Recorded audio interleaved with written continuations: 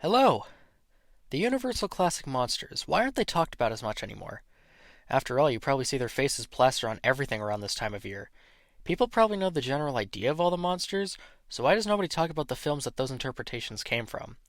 Hell, I didn't know any of them even were from movies, let alone from that long ago, until I was around 10 years old. Mainly due to a video by the YouTube channel Cinefix, who did a homemade recreation of the Dracula trailer, which was actually for a re-release, but that's besides the point. I was blown away. Not by the video itself, mind you. I'd been watching these videos for a while at that point, but blown away that movies were made that long ago. How foolish I was back then. I was interested, although I never looked much more into it. Around 2 years would pass before I got invested again, mainly due to Cinemassacre. James Rolfe's videos about all of the original Mummy movies is what really got me into these films, if you ask me. I watched his videos about the Mummy series, then the Frankenstein series, and then the Invisible Man series. Not to mention a lot of other random horror movies from around that time, like I found out about the Lon Chaney versions of Hunchback of Notre Dame and Phantom of the Opera because of him. I owe a lot of what I love about these movies to him and also partially Cinefix as well. It wasn't until I was around 12 years old when I actually started watching these movies. I started with what were considered the essentials, except for one of them, which consisted of 8 films. Those films were Dracula, Frankenstein, The Mummy, The Invisible Man, The Bride of Frankenstein, The Wolfman, Abbott and Costello Meet Frankenstein, and Creature from the Black Lagoon. I didn't watch them in that order, though. I started with Abbott and Costello Meet Frankenstein and went on from there. Second being Dracula, then after that it's a bit foggy. But I remember loving these movies. It was to a point where I asked for a DVD box set of all the movies for Christmas that year, which I had received, and then proceeded to power through all of them in 6 days. Safe to say I was obsessed. That set is the basis of today's video. It'll cover 30 films. So yes, there may be films that I won't cover for one reason or another. I would also like to give a spoiler warning. I'm going to be spoiling all of these movies quite extensively, so if you don't want to hear any of it and watch them for yourself, then I'd advise you click off the video for now and come back when you've watched them. Or if there's a specific one that you've been meaning to see, but have been waiting on it for whatever reason, there will be timestamps in the description. Now, if you have seen all of these movies, or just don't really give a shit, then let's take a look at the Universal Classic Monsters. Dracula. The start of it all. As I mentioned before, this wasn't the first one I actually watched in its entirety, it was the second. But I was mesmerized when I did. The set dressing, the acting, the story, I was entranced by all of it. Even at 12 years old with admittedly poor movie taste, I was enthralled. But first, let's go into some of the history of this film. This film was something Universal wanted to make for years, with plans dating back as far as 1915, 16 whole years before its actual release. Although there were plenty of reasons why it never happened, one of the main ones being the rights to it. Florence Stoker, widow of Bram Stoker, he was the author of the original novel, was unwilling to give people the rights to make a film adaptation of her husband's work. It also doesn't help that Universal were far from the only ones who wanted to make a film based on Dracula. Once they acquired the rights to make Dracula, another question arose. Who would actually play the Count? The answer? Actually not him. At first. The initial idea was Lon Chaney. No, not that one. There we go. There were 2 major reasons for this. The first one being that Lon Chaney was one of the biggest Hollywood stars in this era, especially in silent films. He was the man of 1,000 faces. The other one was because of Carl Laemmle. He was the guy who founded and ran Universal Studios and worked with Lon Chaney several times in the past. Unfortunately, though, Lon Chaney would die due to throat cancer in 1930. There were many other names thrown around for whoever would play Dracula, until they eventually decided to hire the man who portrayed him in the 1927 stage production of Dracula. Bela Lugosi was his name. Born on October 20th, 1882 in Hungary, Bela Ferenc Dejeu Blasco, which was his actual name, Bela Lugosi was just a stage name, and I also apologize if I butchered that, had become a stage actor in 1902, much to his parents' chagrin. He suddenly had to immigrate to Germany in 1919 because of trying to organize a stage actors union a few years prior. He had acted in several German silent films, even working with the great F.W. Murnau before moving to the United States. Acting for Bela was difficult as he didn't really know English at the time. He had learned all of his roles phonetically, which takes a lot of concentration. This made Bela somewhat easier to work with as he was dedicated to what was on the page. This eventually led him to play Dracula on stage, a strange choice at the time as he wasn't very well known, but they had already went over budget on the production of the stage play, so they decided that this was the best and probably cheapest option. The stage play was a huge success. It not only influenced Bela Lugosi's casting, but one of his co-stars too, which we will get to later. There were doubts that Dracula could make a compelling film. People always thought of the book as being too gruesome and confusing for filmgoers. Even after the stage play, there were still people who thought it would have been difficult. The stage play was more suitable and streamlined for audiences, but it was still the general consensus that it could never make a good film. To get back to the production of the movie version, Todd Browning, the director, pushed back with the studio quite a bit. The studio never really let Todd Browning have his own vision for the film. Todd Browning was one of the main reasons Bela Lugosi was even cast as Dracula in this film. He had a troubled history with the studio. He had made plenty of films under Universal, but due to alcoholism, he had a hard time, mainly not being able to direct Lon Chaney's The Hunchback of Notre Dame in 1923. There's a lot of conflicting opinions on Todd Browning and his direction, or rather lack thereof, on this film. The commentary track with Steve Haberman, a writer of Dracula Dead and Loving It, always talked about how Todd Browning's direction is what made the film. However, both the other commentary track with film historian David J. Schall and the 35-minute documentary The Road to Dracula seem to suggest that Todd Browning wasn't really on set for a lot of production, and how most of the direction came from Karl Freund, the cinematographer of the film.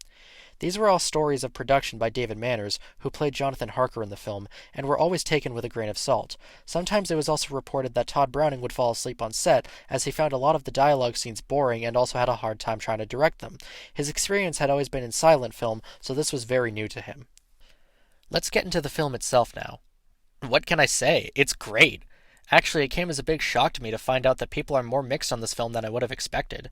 It's not like you only either love or hate this film, but it was certainly more than I was expecting. I can kind of see where they're coming from.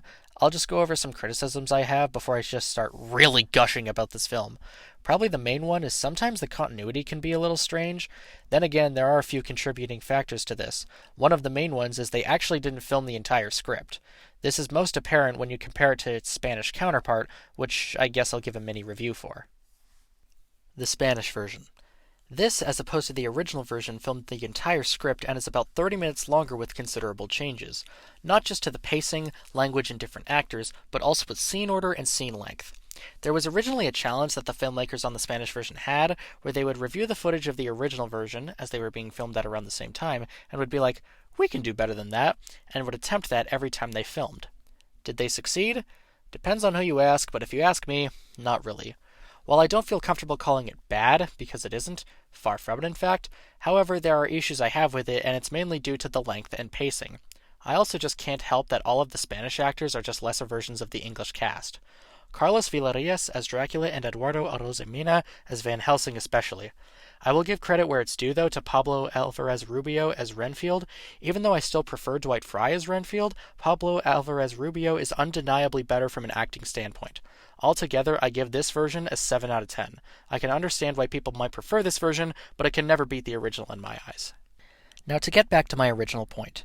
As mentioned, the original version is much shorter than the Spanish version. It also doesn't help that it had about 10 minutes cut from it even after that. Todd Browning's original version was about 84 minutes before Universal shortened it to about 74 minutes. The film is still incredibly easy to follow, but there are still moments that feel off. They're not that bad, but sometimes they're still noticeable. Like for instance, Renfield looking like he's about to kill a woman he made faint before cutting away and never knowing what happened to her, something explained in the Spanish version. Another major criticism I have is how Lucy has basically nothing to do in this story. Now, I know she's not that big of a player in the book either. For context, I haven't actually read the book. But even then, it feels off here. She literally shows up, meets Dracula, has a conversation with Mina about him, then dies. The only thing she has after that is becoming the Lady in White, which also doesn't really go anywhere, something again solved by the Spanish version. A similar critique also extends to Jonathan Harker. Yes, he does have more to do in the story, but he seems kind of generic to me. My final criticism is about the ending. It's very lackluster if you ask me. Not because Dracula dies off screen, that part I don't care about as much, but it's more there's barely any falling action. Dracula kinda just dies, then Jonathan Harker finds Mina, and then they can finally have their happily ever after. It's just very underwhelming, especially considering how good the film is up to this point. Now to the parts I liked. Pretty much everything else. That opening with Swan Lake sets the mood perfectly. Now, I'll admit I haven't seen the Swan Lake Ballet, nor do I really understand music theory and a lot of that kind of stuff, but I still think it fits well here. This specific piece has a specific feel to it that encapsulates this version of Dracula extremely well. It's haunting, yet beautiful. It's calm, yet aggressive, at least later on in the piece. It's somber, yet hopeful. There's a lot about this track that I'm not sure if I'd be able to discern exactly why it fits in my head, but to me, it fits perfectly with this version of Dracula. It's always the first piece of music when I think of Dracula, whether it be this film or not. After that opening piece, however, there's basically no music in the film afterwards. I consider this a positive. I know there are some people who find the more silent moments distracting, but I think that's why it works so well. The film really plays with the silence and the implications of certain scenes. Actually, that's another thing I like about this film. Its frights and scariness is more implied than straight up shown. Another reason why I prefer this one over the Spanish version, which shows a lot more. There's nothing scarier than the human imagination when it comes to things like this, so whatever you're thinking is probably more gruesome. You also have a lot of Dracula's abilities piecemealed to you throughout the film, rather than having a big exposition dump which seems to be the norm nowadays. I like that about the film. The set design is also great. Dracula's castle and Carfax Abbey being good examples of this. Dracula's castle looks dark, desolate, abandoned, and just altogether unwelcoming. Now yes, this is the standard nowadays, but let's put it into perspective. A lot of Hollywood studios wouldn't really make films like this, so this was usually an unseen thing. But the fact that it looks this good, even by today's standards, is a testament to the passion that went into this film. I'm going to start going into characters now because I find there's a lot to talk about there. Renfield. Amazing performance by Dwight Frye. I hinted at his performance earlier when discussing the Spanish version, but I didn't really elaborate. I think Dwight Frye's performance is one of the best in the film. Okay, there's really only like 3 great performances in this film if you ask me. But yes, you could see his performance as overacting and over the top, which you'd be correct about. To a degree.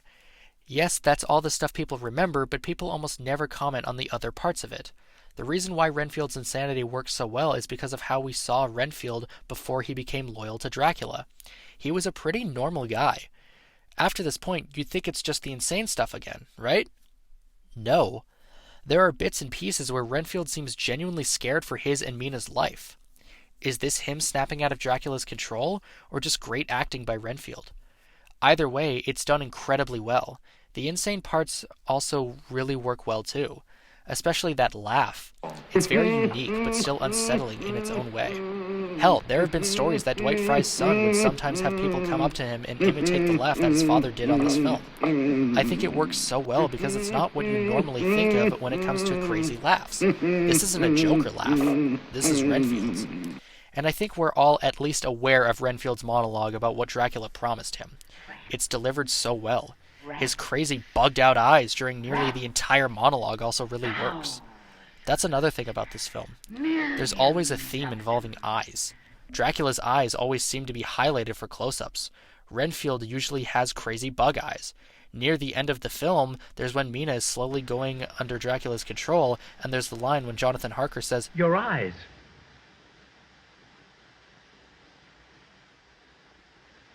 They look at me so strangely." To get back on track, there's a lot to love about Dwight Frye's performance as Renfield. Jonathan Harker. This is probably going to be a short segment because he also doesn't have much to do in the film. I mentioned this previously, but he kind of just seems like a generic love interest, purely there to be the third point on this love triangle. What's worse is the filmmakers even knew this, and that's why it's Renfield who sells Carfax Abbey to Dracula and not Jonathan Harker like it is in the original novel. I just don't like how we're supposed to be rooting for him, but he doesn't have much other than he's Mina's fiancé and Dracula's evil, so we don't want Dracula to be with her. Van Helsing. This is one I've always thought about because I feel like it isn't talked about as much, because he's always overshadowed by Bela Lugosi and Dwight Frye. I think he's one of the best parts of the film. He's portrayed by Edward Van Sloan, the actor who portrayed him in the 1927 stage play version. I told you we'd get to it. He's fantastic in this role, and the way he's written suits him perfectly. This was actually Edward Van Sloan's first film. Not that you'd be able to tell from his performance. Now, this version of Van Helsing might not be the version everyone thinks of, but it really works for this film. Edward Van Sloan plays the character like he's the smartest in the room, because in all intents and purposes, he is. He isn't over the top. He's calm, collected, and calculated. But he also has this smugness to him. He knows what's going on, and he doesn't care if nobody believes him. If he has to play the long game to out Dracula as a vampire, so be it. The big standout of his performance, and of the film itself, is the confrontation scene between Van Helsing and Dracula. Two great performances bouncing off of each other while they're both just threatening the other.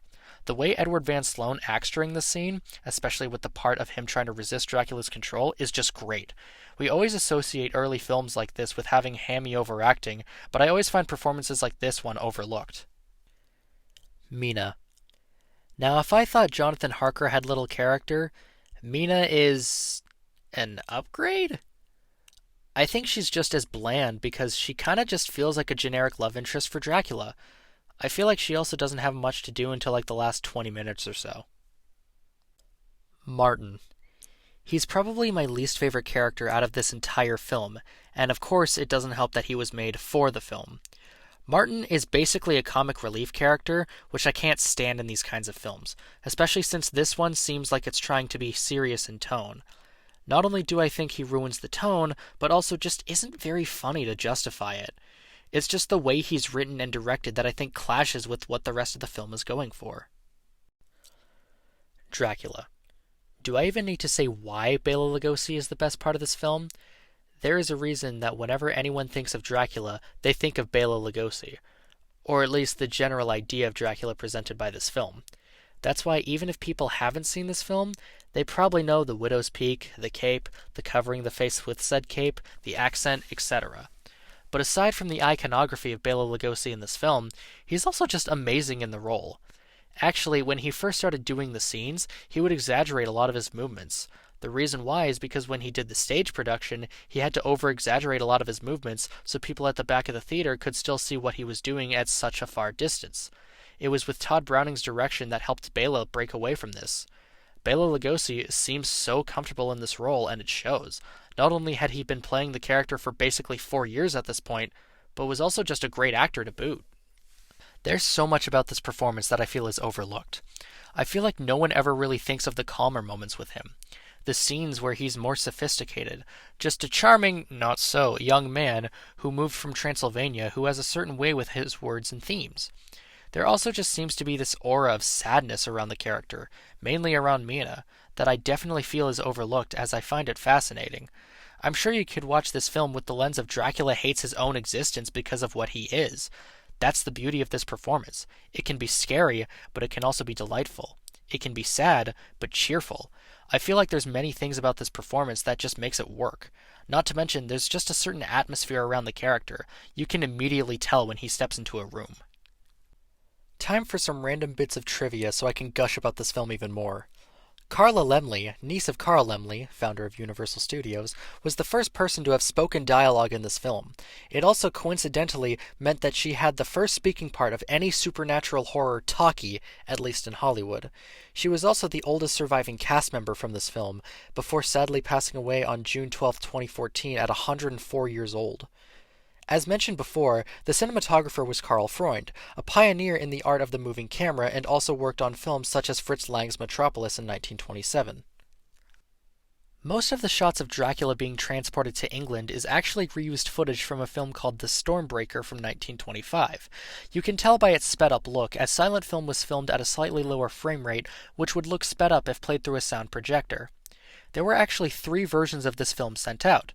The one I'm currently discussing, the Spanish version, and a special silent version sent out to theaters that didn't have sound capabilities yet.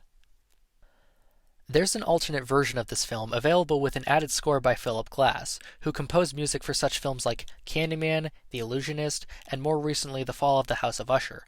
This score was recorded in the late 90s and is usually included as a special feature in most releases of the film. Personally, I like the score a lot, but I find it kind of ruins the atmosphere at times. It's also not mixed into the film very well, so it just sounds like they laid it over top of the film and called it a day. I've mentioned before how I think the silence works in this film, but the option is still there if you so choose. There's a long-lasting debate on whether the cardboard on a lamp in the scene where Dracula preys on Mina was intentional or not. Some argue yes, and some argue no. It's crazy that this was such a big topic for people, something I didn't even notice until it was pointed out. All evidence points to the cardboard being intentional, but I still thought it would be interesting to mention. This is a film that I believe everyone should watch once in their lives. Even if they don't like it, at least they'll get a sense of why certain parts have become so iconic to not only the film industry, but just pop culture as a whole. I'll give the 1931 version of Dracula an 8 out of 10.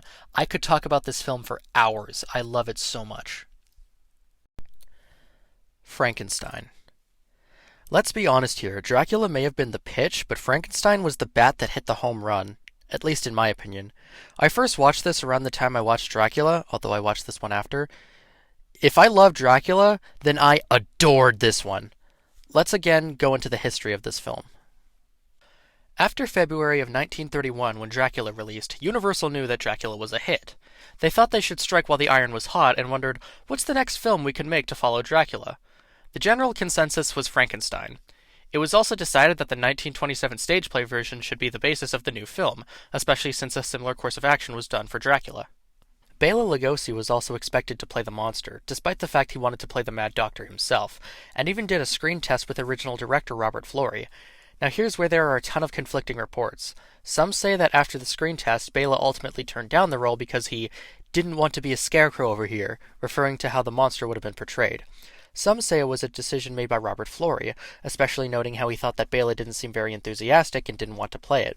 Some say it was a Carl Laemmle Jr. decision, as he reportedly started laughing while watching the screen test with Bela. Then finally, some say it was the director who took over the project, James Whale's decision.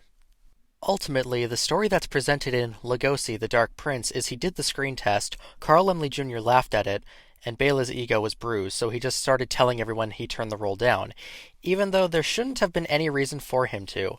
He was in one of the biggest films that year and was offered to make another one in a similar manner. That wasn't something you just turned down right away. We may never know the whole story, but it's certainly interesting to think what could have been. Let's bring this back to the previously mentioned James Whale. James Whale is an interesting director, not just in terms of his films, but also just in terms of as a person. I'll just get the elephant out of the room now. Yes, James Whale was openly gay. It's actually because of this that a lot of people view his films as to having a queer subtext, especially with a film that we'll discuss at a later point. I can see where people are coming from in terms of that, especially if you want to analyze the monster himself. James Whale was basically perfect for this movie if you ask me. When he was offered to direct the film, he was originally uninterested. However, later on he wound up doing it because he not only thought it would be a great career opportunity, but also wanted to take on the challenge of making the audience believe something that was a scientific impossibility.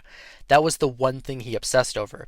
Basically, his main thought process was, if I can't get the audience to believe that Frankenstein's experiment worked, then the entire film will fail. I'd argue he's 100% right. That's why the casting for a lot of these characters are great. Let's hold off for now on their individual performances and move on to the main reason why I brought up James Whale in the first place. James Whale is responsible for Boris Karloff playing the monster. James Whale supposedly saw a film that Boris Karloff was in called The Criminal Code back in 1931 and was interested in his face, especially in how gaunt it was. Later, James Whale saw Boris Karloff in person one day and told him about the film. Apparently, though, when James Whale told Boris Karloff what role he was playing, he felt hurt. According to Karloff, he thought he was well dressed and looked good that day. After Karloff was cast, now there was just one more question. What would the monster actually look like? There were actually plenty of designs for the monster, some sketched by James Whale himself, while there were other artists who had ideas for it. One design was even a mechanical monster, supposedly drawn by Caroli Grosz, which was apparently the earliest examples of the monster having electrodes on his neck. They're not bolts, contrary to popular belief. Eventually they settled for a design. If you're a fan of these films, then you probably already know who I'm going to bring up. Jack Pierce. This man is responsible for like half of the iconic looks of these monsters. Here is no different. Although we're again at a point with conflicting reports. Some say that it was entirely Jack Pierce who came up with the design of the monster, and some say it was entirely James Whale. The best answer we got is from Jack Pierce, who stated at one point that the design was a compromise between him and James Whale, although he only stated that once after claiming it was all him for years, so maybe take that with a grain of salt. We may never know how true that is, but there is something we 100% know about. There was a specific element to the design that was actually a suggestion by Boris Karloff himself. When the initial makeup was done, he thought something was off about it. He thought that he would have looked too aware as the monster, so he suggested a way to make the eyelids look heavy. Jack Pierce immediately just grabbed some wax and built it up on Karloff's eyelids. But we also know there was something 100% influenced by Jack Pierce. Boris Karloff had partial dentures, which Jack Pierce suggested that Boris remove them so the monster could have a sunken cheek. The process was also long and arduous. Every morning, Karloff had to be in the makeup chair by 3:30 a.m. The makeup process took about 3 hours, and a lot of it was so heavy, Karloff would think he wouldn't be able to make it to the end of the day. When he did, that was another long and tedious process, taking about 1 to 2 hours to get it all off properly. It got to a point where Karloff wouldn't even bother and just head home with it still on, while making sure he had a setup that wouldn't damage the makeup. In the morning, Jack Pierce would touch it up and would be good to go just like that. All of this concluded in one of, if not the most iconic movie monster design in history. Even if people don't know where it originally dated back to, they know this design. They may not know who Boris Karloff is, but they are aware of what he looked like in this makeup. Anyways, let's get on to some other aspects of the film itself. This film has many famous moments, but one that people might not be aware of is the opening, because the opening is something you don't see very often. A warning. It was something added very late into production, but the studio deemed it necessary considering what the film was like. It was there not only as a warning, but also to maybe intrigue audiences of what they were about to watch, using reverse psychology at its fullest. It has Edward Van Sloan, who is out of character at this moment, stepping out from behind some theater curtains talking to the audience about the film they're about to watch. Something that might seem ridiculous by today's standards, but let's put it into perspective. This was an era where horror films weren't really mainstream yet, or at least at a very starting point. Yes, there were films like Lon Chaney's The Hunchback of Notre Dame in 1923 and Lon Chaney's The Phantom of the Opera in 1925, but those were more exceptions rather than the rule. There were things in this film that may have been incredibly shocking to audiences back in 1931. Hell, they were considered shocking enough that some of them had to be cut from later re-releases after the Hays Code was put into effect. Think of it as the earliest form of the MPA, or the Comics Code if you're into comics.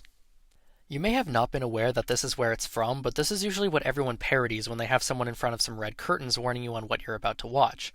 Most famous example, that I can think of anyway, is from the Simpsons episode Treehouse of Horror 5, which is the 6th episode of the 6th season, in which Marge steps out from behind a red curtain to warn the audience about the episode.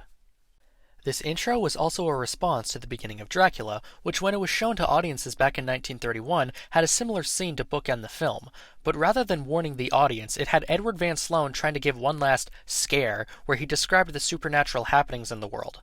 But since then, it is considered lost footage, and the best we have are some very low quality still frames of what the scene was like. But to have Dracula end with Edward Van Sloan in front of a red curtain, only to have Frankenstein to begin in a similar manner, just goes to show how interconnected these two films are. As stated before, this has many departures from the novel, which unlike Dracula I actually have read. This won't be a constant comparison between the two, mainly because this film is so drastically different from the novel it feels kind of pointless. There will be certain aspects I touch upon though, because there are things I think were handled better in the novel. The first one, the situation involving the monster's brain. The fact that this film has it so the brain that's put inside of the monster was one belonging to a criminal is something I'm not sure I like. Basically outright stating that this monster is going to become evil no matter what doesn't sit right with me, especially with how it's handled in the novel. In the novel, the reason why the creature, which is what he's referred to as in the novel, turns out evil is because of how he was treated. He was treated like a monster, so because of it, he became a monster. It was a story about how if we keep treating people a certain way, it would come back to bite us in the ass. Hurt people, hurt people. But here, the fact that they basically made the monster evil by nature doesn't work for me, especially with how Karloff's directed. I have a feeling the two-brain decision was a decision made by someone at the studio, because this was something invented for the film, even though I feel like it completely goes against the point of the original story. It's thought that it was done because of the short runtime, but I feel like you can still get the point across without it, especially since I feel like the film already kinda does. Let's get into characters now, because some of the things I want to talk about depends on their performances. First one up, Henry Frankenstein. Another change from the book in which Frankenstein is named Victor Frankenstein. I don't understand why it was changed, and even all of the bonus features on the version of the film I have didn't seem to know either. It could be because of a character coming up, but otherwise, I don't know. Colin Clive fucking owns this film. The general public knows the monster, but they usually don't know about Frankenstein himself. James Whale's goal, as previously mentioned, was to make people believe in the scientifically impossible. He stated that the way to make people believe it was if Frankenstein himself believed it. I'd say Colin Clive did that and then some. His performance is what makes this film work. James Whale knew exactly what he was doing when he cast Colin Clive. James Whale and Colin Clive had previously worked together on Journey's End, both the 1928 stage play version along with the 1930 film version. There's so many great scenes where he's the focus and really a testament to how one solid performance can make a film. Not to say this film doesn't have great acting, though. The creation scene alone should tell you how invested in this role he was. On first glance, you just think he's a raving lunatic, but when you dig deeper, you feel a sense of accomplishment. His initial shock of seeing the monster's hand move, the repeating of the same phrase, "It's alive! It's alive!"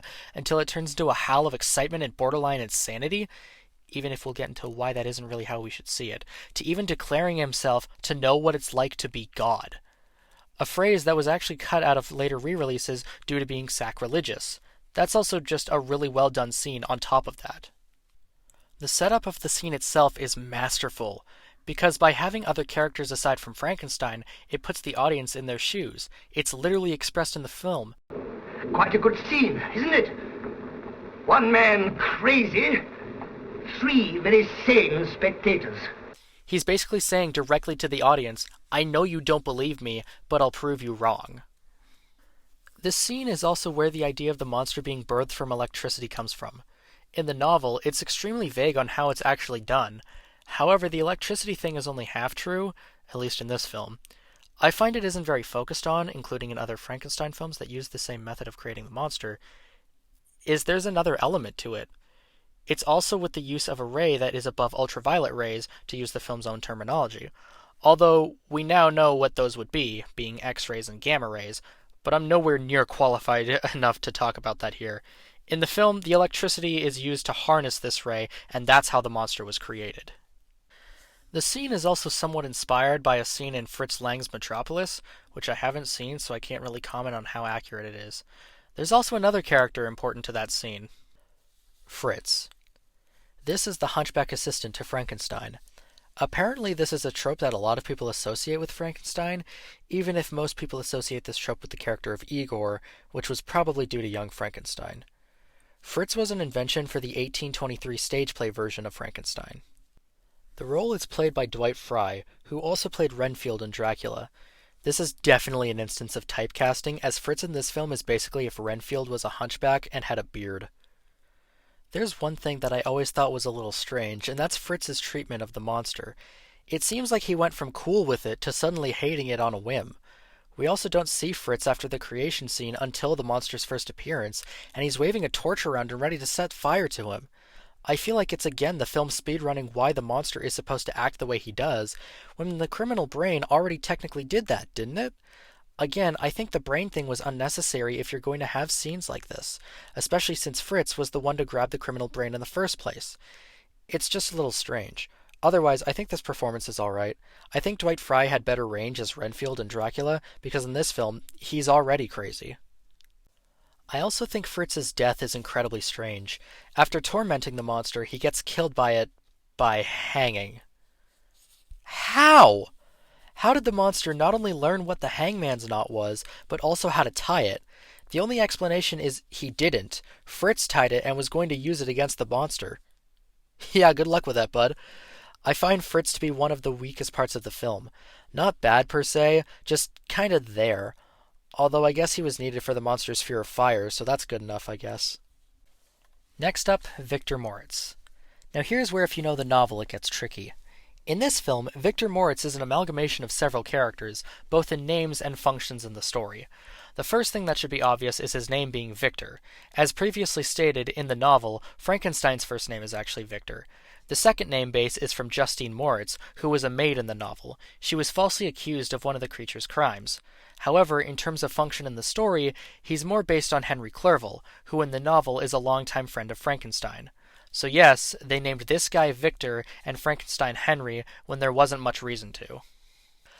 I find Victor Moritz in this film to be strange and to not have many traits. To me, he kinda just seems like an unnecessary character, especially because like the one thing he's got going for him is being into Frankenstein's fiancée, Elizabeth. I kinda get what his purpose in the story is, especially with how he's almost supposed to be a foil to Frankenstein, but I feel like there's not enough about him to be invested enough in whether or not he should end up with Elizabeth. John Bull's performance as him isn't bad though. When I say that Fritz was one of the weakest characters in this film, yeah, this is the actual weakest. Elizabeth. This segment's going to be pretty short because I feel like she doesn't really have much character here, especially with how she interacts with Frankenstein. It also doesn't help that when she's attacked by the monster, a scene which is apparently reminiscent of The Cabinet of Dr. Caligari, which is a film I haven't seen, so I'll take all the special features word for it, there's basically no reason for it. The monster shouldn't really know who Elizabeth is, her connection to Frankenstein, or that attacking her might be a problem. This is a thing they use from the novel, but it makes absolutely no sense here. I'm not going to get into why it doesn't make sense here, as it'll fit better for another film later, but just know this is one of those instances of them taking something from the novel without understanding why it was there in the first place, or just outright ignoring it. Dr. Waldman. Played by another returning cast member from Dracula, Edward Van Sloan. On first glance, it seems like he's just playing Van Helsing again, which isn't exactly true. I think that's more just due to how Edward Van Sloan acts out his roles rather than the way the character's written. I say that because Van Helsing was a lot more calm and collected. It seems like he tried to play with the cards close to his chest. Here, he's a lot more apprehensive of things. He'll immediately jump to conclusions and be the first one to tell Frankenstein that what he did was wrong. This all leads to one of the greatest scenes in the film, which also wasn't in the original shooting script. We still don't know who really wrote it, but most people believe it was written by James Whale himself. It's a conversation between Frankenstein and Dr. Waldman about the monster, their points of view clashing on many different levels, and that's where we get Frankenstein's monologue. Dangerous. Poor old Bauman. Have you never wanted to do anything that was dangerous? Where should we be if nobody tried to find out what lies beyond? You never wanted to look beyond the clouds and the stars, or to know what causes the trees to bud, and what changes the darkness into light. But if you talk like that, people call you crazy. Well, if I could discover just one of these things, what eternity is, for example, I wouldn't care if they did think I was crazy. Only for Dr. Waldman to drop the bombshell that the brain stolen from his lab was a criminal brain. The immediate look of betrayal that comes across his face is so good, but he immediately flips into denial. That's when it happens. The monster. Where do I even begin? Even if I think Colin Clive is the best part of this film, there is a reason so many people recognize this version of the monster. Boris Karloff made his mark on not only this film, but also in film history as well.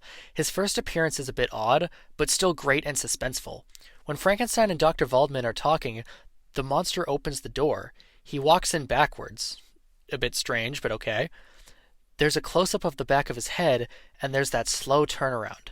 James Whale knew how to build up the monster's first appearance, even if people probably knew what it looked like because of the marketing. Not to mention the two close-ups to show the monster's almost dead eyes. It may be strange to look at nowadays, editing-wise, but I think it works incredibly well here. There's so many great things about the monster's first appearance. The way he stumbles around, the way he grunts and groans, and the way he reaches for the sun when he sees it for the first time. It's all so well done. Until Fritz comes in and spoils the monster's day. Then that's when James Whale's direction for Boris Karloff comes in handy. This is the beginning of the sympathetic monster. We don't want to see Fritz torture this poor guy, and neither does Frankenstein. When he kills Fritz, or however that scene was supposed to play out, and he's sedated, it's so good. The look of confusion in his eyes, and the small sounds he makes to almost being scared because he doesn't know what's going on, it's so good. Not to mention him waking up afterwards to Dr. Waldman trying to kill him probably doesn't help either. When he eventually escapes, this is when shit really goes down. I think a lot of people know about him drowning the little girl in the lake, but let's talk about why it's so effective, aside from the obvious.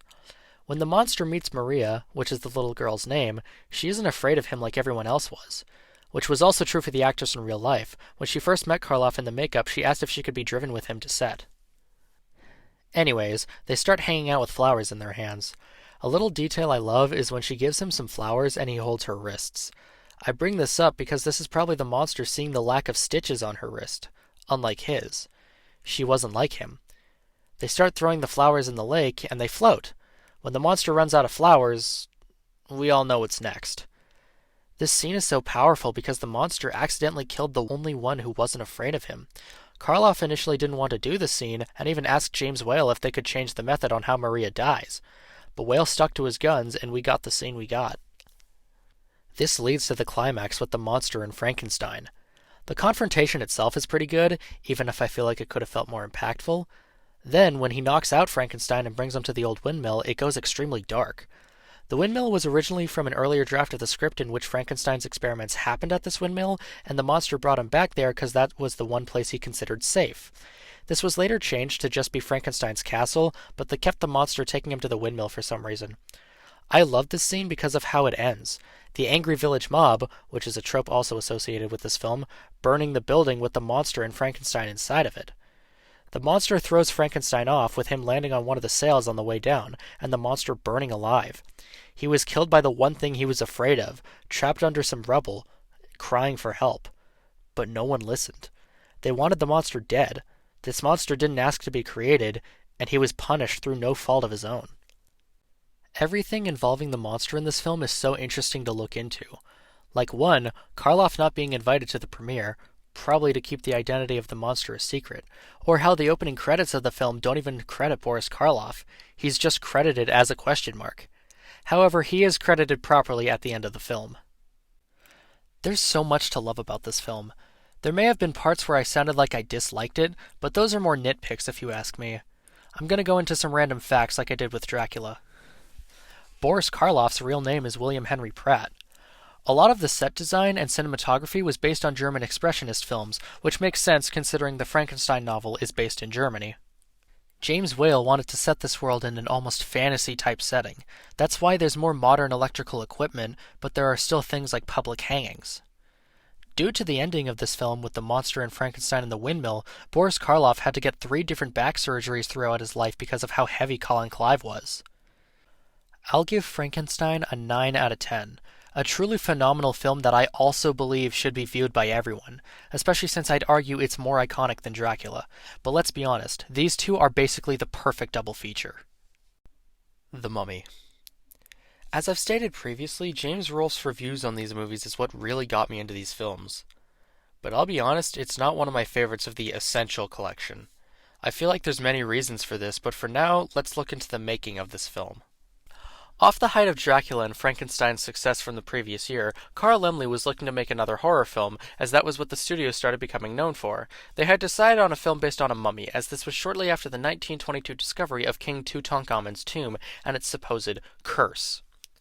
Okay, maybe not shortly after, but Egyptology was still a fascinating subject to the public around that time. They thought the discovery was interesting and tried to make a movie based on it, which would actually be the first of these monsters to not have a literary source. Although the original script for the movie isn't close to what we now know it is. The original story for The Mummy was actually about Cagliostro. No, not that one. Pipe down, Marvel fans.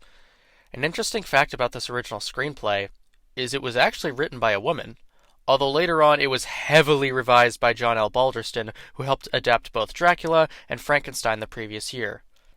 I should reiterate that, yeah, the guy who helped write Dracula also wrote this film. I'll get into why that's important later. For the film itself, I love its aesthetic, mainly in the opening when they're excavating the tomb of Imhotep, our titular mummy. The close-ups of Imhotep just shows the amazing makeup work of Jack Pierce. Imhotep is also played by Boris Karloff, remember him? And it's an amazing performance. In Frankenstein, he never really got to show off his voice, nor in the next horror film he did for Universal, The Old Dark House. However, here, he gets to show off his vocal chops, and he has a perfectly hypnotic voice. It entrances you, kind of like how Bela Lugosi entranced you with his voice, although for different reasons. The makeup is also just really great and goes to show Jack and Boris's commitment to this makeup. In the opening, where Boris is covered in all the bandages and he's fully made up, it took him 8 hours. The annoying part, though, is even though he was fully wrapped, he was never shown from the waist down. Every other shot you see of him that isn't in a close-up was replaced by a dummy that looked like Boris Karloff. The way the makeup looks on Karloff is great. One of the commentary tracks actually mentions how it looks like there's subtle traces of bandages that look like they rotted onto his face. After that opening, though, the mummy we get is maybe not what you would expect. He now goes around out in the open and refers to himself as Ardath Bey. The makeup work done here may be considered simple by modern makeup standards, but gets the job done. This look was achieved by stretching a part of the skin, applying latex onto it, drying it, then letting go of the skin, and you'd get that wrinkled look. It's quite effective considering what the film is trying to go for. The opening in general is also great. Yeah, it's a bit quicker paced, but it is a shorter film after all. It tells you everything you need to know in a concise manner and also sets a specific atmosphere. It all culminates when Ralph Norton starts looking through the Scroll of Thoth, which resurrects Imhotep. Imhotep slowly opens his eyes, and the camera pans down to see him start moving his arms. When Imhotep takes the scroll and Ralph looks at him, oh, it's so good. Bramwell Fletcher's maniacal laugh is so good here. I genuinely believe he's going crazy. The way he says, He went for a little walk. You should have seen his face.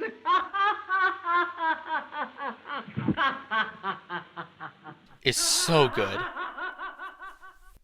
After that opening, though, I'd actually say it goes downhill. Not to a level that's unwatchable or anything, but it definitely feels like a dip in quality after that point. I'll just get it out of the way why I'm personally not the biggest fan of the film. It's basically just the first Dracula again.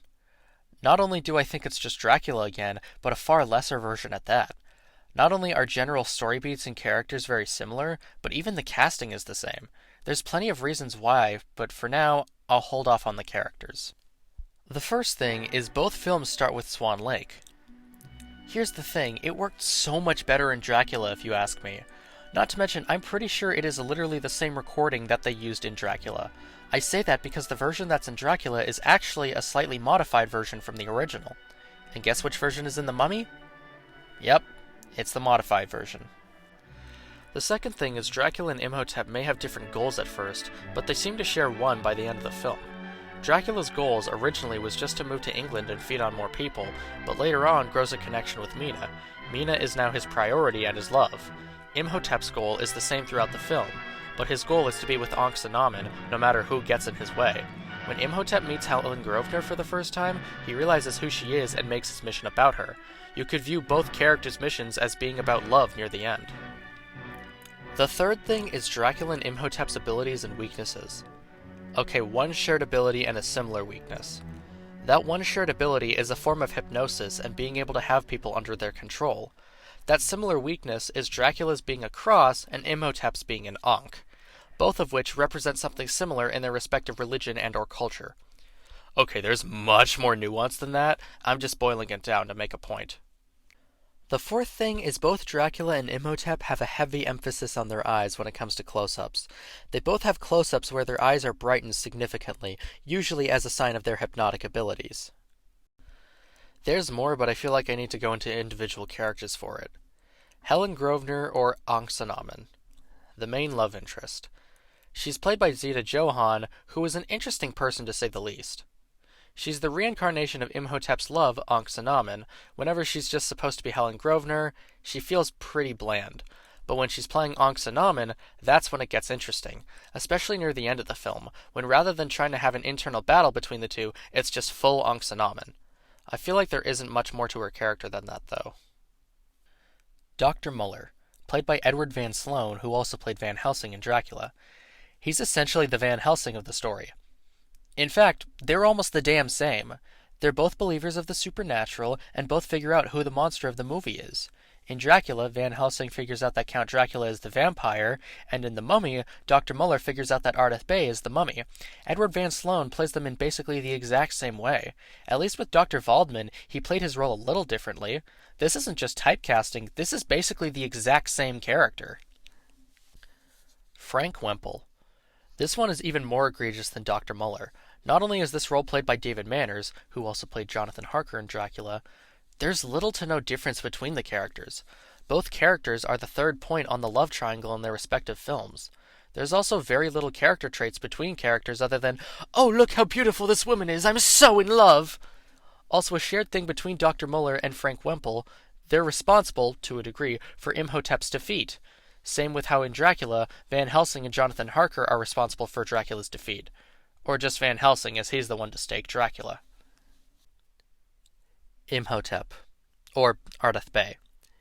Easily the best part of this film, which I would certainly hope so if he's supposed to be the main character.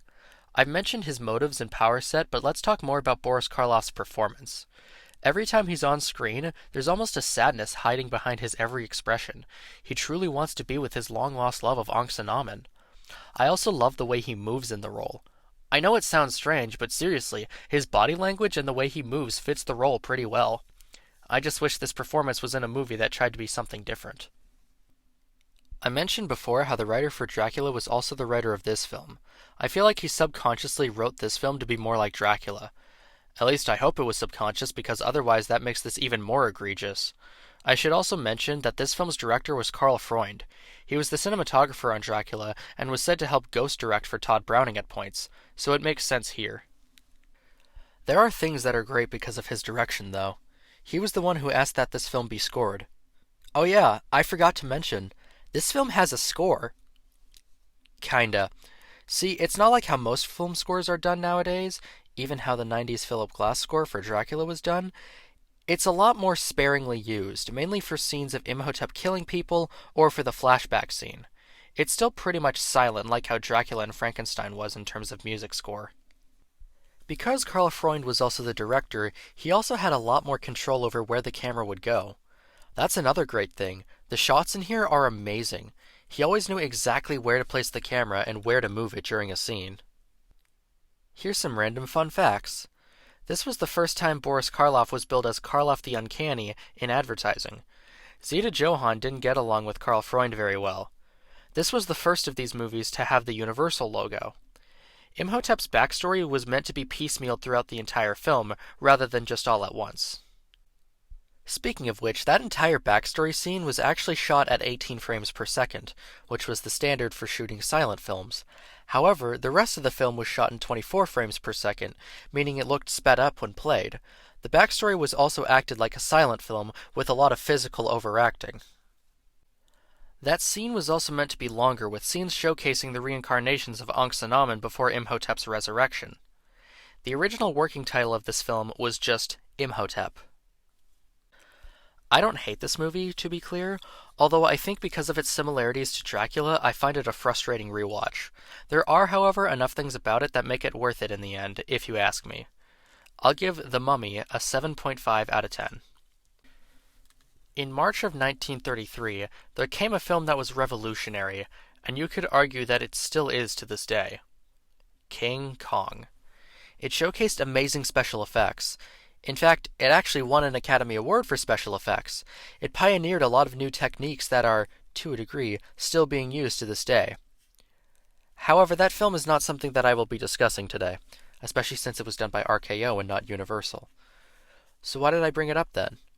Because our next film also came out in 1933, just 7 months after King Kong, and also displayed incredible special effects that, to a degree, are still being used to this day. That film is The Invisible Man. Here's the interesting thing. I get why people still talk about King Kong, especially since they're still making films about him, but why don't I hear anyone talk about The Invisible Man that often anymore? I mean, there was a remake of it 4 years ago by Leigh Whannell, and that basically came and went. Why isn't this talked about as a special effects opus like King Kong? Don't get me wrong, I absolutely adore the first King Kong, but I've always preferred this film, and I still don't get why this one isn't talked about as much anymore. Let's again start off with the history of this film. This is probably one of the most interesting pre-productions I've ever heard for one of these films. Unlike The Mummy, which really only had one story idea before it became what we know it as, this was a lot more complicated. 12 different writers all wrote treatments for this film, including a 6-page treatment by director James Whale himself. Oh yeah, that's another thing. James Whale, who we talked about previously on Frankenstein, also directed this film. Anyways, to get back to the writing fiasco, previous James Whale collaborator R.C. Sheriff, who wrote the final script, took a different approach. Every writer's treatment was drastically different, and a lot of them were even based on a completely different novel called The Murderer Invisible by Philip Wiley, which was published in 1931, although the film still would have been called The Invisible Man. R.C. Sheriff had wanted to read the original Invisible Man novel before writing the script, which he did after finding it at a secondhand bookstore. It baffled him how little every other writer's approach followed the book. Now, I haven't read the book myself, even though I do own it and would like to at some point, but from what I've heard, this is pretty accurate to the book, aside from some changes, but I feel like that goes without saying. This is also the first time that these films were a lot closer to the book, as it was directly adapted from the book rather than an adaptation of a stage play version or something along those lines. R.C. Sheriff writing the script the way he did was also probably responsible for the film even being made in the first place, as H.G. Wells, the writer of the original book, had a condition about the film rights to The Invisible Man. He wanted to look over whatever script they had to be sure it was to his liking. This was due to him being unhappy with the film The Island of Lost Souls by Paramount, which was an adaptation of his novel The Island of Dr. Moreau. It's also been reported that those earlier drafts of the screenplay were never sent to H.G. Wells, probably because they weren't based on his novel at all, yet still had the Invisible Man title. So they had the script and they had the director. But another question arose. Who would play the Invisible Man in question? The studio wanted Boris Karloff initially, but that didn't pan out. This was due to a pay dispute involving Boris Karloff's contract with Universal at the time. James Whale's next choice was for Colin Clive. Colin Clive was reportedly interested in the role, but wound up turning it down as he wanted to return to England. Without any star in mind, James Whale had looked to old screen tests along with the other producers to see who should play the Invisible Man. Then there was a screen test that convinced James Whale. Here's the interesting thing, though. It was considered one of the worst screen tests done at the time. James Whale thought the screen test was hilarious, but still wanted the actor from it to play the Invisible Man. Who was that actor? Claude Rains. William Claude Rains was born on November 10th of 1889. He had an incredibly thick Cockney accent and also had a speech impediment, making it tricky for him to say his R's and L's. Every time he'd say his name, it would come out William Waynes. Since his father was a stage actor, he'd spend a lot of his time at the theater and even did small jobs there when he was still young. Later on in his life, after World War I ended, he wanted to pursue a career in acting. However, he still had speech problems. He went to many people to help with his speech impediment and also how to drop his Cockney accent. After a little bit, he sounded like how we all know and love. For a while, it was believed that this film was actually his first acting role in a motion picture. This has since been proven not true, as his actual first acting role in a motion picture was as a supporting character in a 1920 film called Build Thy House, which has since been lost to time. However, The Invisible Man was his American film debut, as Build Thy House was made in England. It also would have been his sound film debut. With that initial screen test, it was believed that Claude Rains couldn't act because of how the screen test was handled, but I think we can all agree that James Whale picking Claude Rains for this film was a fantastic decision. Not only for this film, but for cinema in general. Without this film, there never could have been a possibility that he'd ever be in The Adventures of Robin Hood, Casablanca, or Lawrence of Arabia. We all have James Whale to thank for that. Let's actually talk about James Whale's directing style here, because there's an element in it that isn't really in Frankenstein, but is in this film. James Whale has a very certain kind of humor in his films, and these films are no different. You could definitely see this film as more of a dark comedy, and I don't just mean that because of what modern-day audiences consider scary. There are many moments in this film where the audience is supposed to laugh. One that always stands out to me is shortly after Jack Griffin, the Invisible Man in question, messed with some police officers, even stealing one of their pairs of pants, and putting on those pants to terrorize a random lady who stumbled upon him. I basically have, "Here we go gathering nuts in May, nuts in May, nuts in May. Here we go gathering nuts in May on a cold and frosty morning." Whoops! Seared into my brain, and I'm not complaining. I love how this film is handled. Due to the drug that made Jack invisible, which was invented for the film, it makes him go crazy over time. At first it just makes him a prankster, just to get a good chuckle at messing with people. Then it slowly devolves to him just straight up killing people. The transition isn't really that consistent, nor is it subtle, but it works. You're not getting any shining levels of devolving psyche, although I would kill for a version of the Invisible Man like that. Even the beginning of the film is a bit inconsistent with Jack's mental state. He's already a bit violent to the owners of the pub he's staying at, but when he escapes and goes on his first invisible escapade, he more just plays harmless pranks. This is a problem that I find throughout the entire film. There's only one instance when I think the inconsistency actually makes sense, and that's when he sees Flora again since his transformation. Speaking of which, let's move on to the characters. Jenny Hall. This is going to be a quick one because she's not in the movie that much. Hell, even if you've seen the film, you may not remember who I'm even talking about. It's the character played by Una O'Connor. I don't like this character, and it's one of the only things about this film I find absolutely unbearable. Apparently James Whale loved her performance in this film, because on set he'd almost break down laughing during takes. It doesn't help that most of her character, if you can even call it that, just consists of screaming. It gets on your nerves after a while, and I can't stand it. Constable Jeffers. This was the character played by E.E. Clive. He isn't in a lot of the film, but I love his scenes. I just love the way he says, Look, he's all eaten away. after seeing Jack Griffin's invisibility for the first time. Flora Cranley. I'll just get it out of the way now. Yes, she's played by Gloria Stewart. Recognize that name but can't quite place where it's from? Titanic. She was Old Rose in Titanic, which came out a whole 64 years later. I feel like with many of the other love interests in these films, she doesn't really have much other than she's the love interest. Dr. Kemp. Here's where stuff gets interesting. Now, from my understanding, his role is greatly expanded from the novel, and in the way they do it, accidentally makes it more similar to Frankenstein. Think of it, associate of the main character who's also in love with the main character's love interest. His role is also expanded to being an accomplice for Jack. Of course, stuff goes south and there's his death scene, which is both funny and a little scary for the times. He thinks he got away from Jack when, in fact, Jack was right there the entire time and winds up tying Kemp down and making him crash his car off a cliff. The shot is quite primitive, but still effective. Jack Griffin. Holy shit. Claude Rains' performance as this character alone makes this film worth it in my eyes. Even if most of it was voiceover, it's still amazing. Yeah, let me get it out of the way. Claude Rains was on set very little in this film. Most of the time he's on screen, it's a double, especially for the major special effects shots. Although his voice is all you need, the fact that in this film he can give very chilling line reads, then the next moment he's hamming it up, it's done so well. He also has probably one of my favorite laughs in all of these films. It has this distinctness where you know exactly whose laugh it is. There's three main highlights of his performance to me.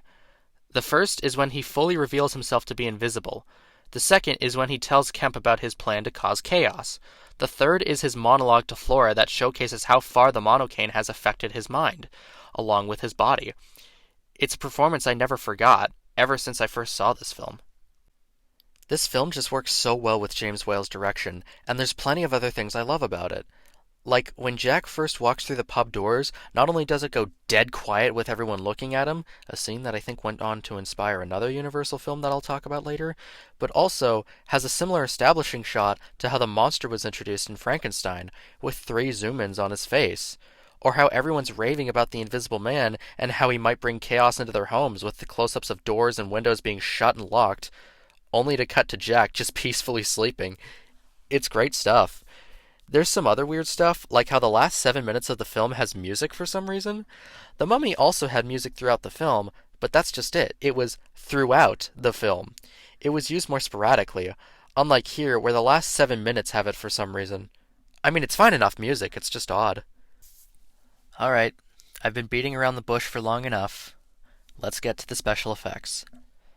They're amazing, as I've already stated. These effects are the product of John P. Fulton, whose work on this film is still, technically, used to this day. Of course there's the obvious where, whenever Jack is unclothed, it would just be a fishing line or anything that a camera wouldn't really be able to pick up. However, for whenever he would be partially clothed, that's when it became a lot more tricky. Nowadays, you'd probably just use a green screen, but remember, they didn't have that back in the 30s.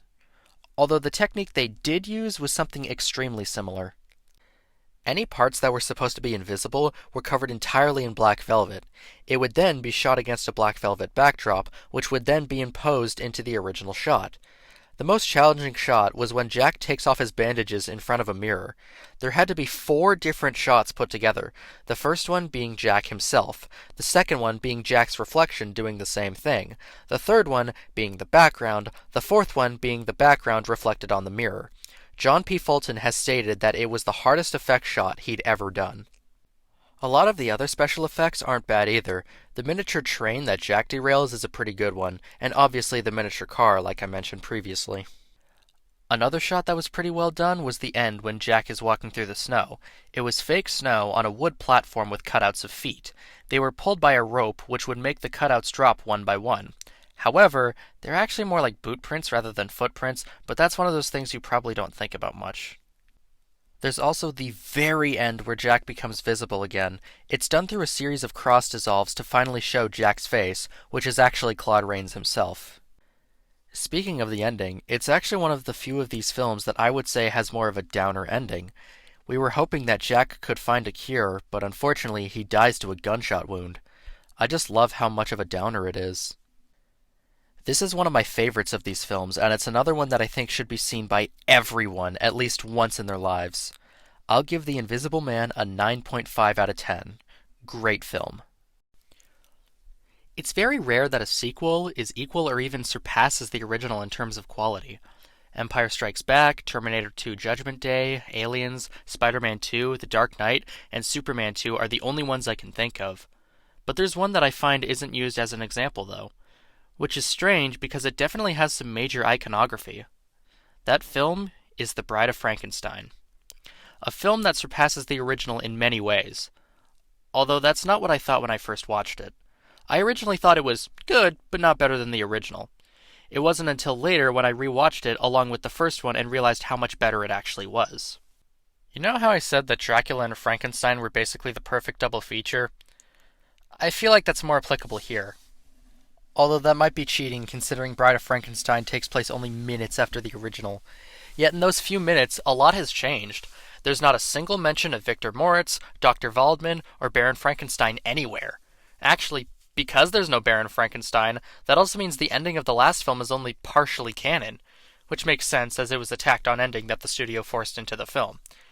However, when you're watching this, you don't even mind much, as there are plenty of other things to keep you entertained.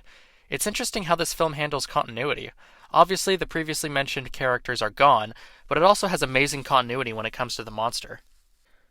Because the monster was burned in a windmill in the last film, when he's rediscovered, his hair is singed and shows more metal clamps that we didn't see before. If you're wondering how he survived, he fell into a cave that was filled with water, presumably putting out the fire on him. I won't have nearly as much to say about the pre-production on this film. There are some interesting things to mention, though, like how this is the first film in this series put into production after the Hays Code was introduced. It's because of the Hays Code that around 15 minutes were cut from the film, meaning it originally would have had a runtime of around 1 hour 30 minutes, when its final runtime is 1 hour 15 minutes. Them cutting these 15 minutes also resulted in the kill count being lowered. There were no less than 21 kills in the original cut, but in the final cut, there are only around 10. Initially, James Whale also didn't want there to be a sequel to Frankenstein, but eventually he agreed to direct it. He asked R.C. Sheriff to help write the film, to which he declined, stating that he didn't want to write pulp. Obviously, James Whale was the right choice, although here it's a bit interesting. This is clearly the James Whale that directed The Invisible Man and not really the one that directed Frankenstein. The humor I talked about in the Invisible Man portion is also present here. If anything, I'd argue more so, especially with a character that I won't talk about quite yet. I think his unique directing style was right for this film, as I don't think anyone else would have made it nearly as interesting. This film is interesting in its approach, though, because it begins with not just a regular recap of the first film, but it's a recap of the first film from the perspective of Mary Shelley, Percy Shelley, and Lord Byron? I find it so strange because these films have very little to do with the original novel. As I previously mentioned, I've actually read it. So I find this to be an odd choice. Although this film did cover things in the novel that weren't in the original film, so I guess that makes a little sense. Not to mention, it was originally going to be longer. The music track that scores it was actually around 5 minutes and 45 seconds, although the scene itself is only around 3 minutes, meaning almost 3 minutes go completely unused, maybe even being lost to time. Speaking of the score, this is the first of these films to have a complete score. I mentioned before how The Mummy and The Invisible Man have some music cues. This film, however, actually has it as a backdrop for most of the film, even having leitmotifs for both the monster and the bride. Now, I'm not completely qualified to say what's a good score or not, and I mean in terms of how well it fits the story, although I will say what's here was pretty good.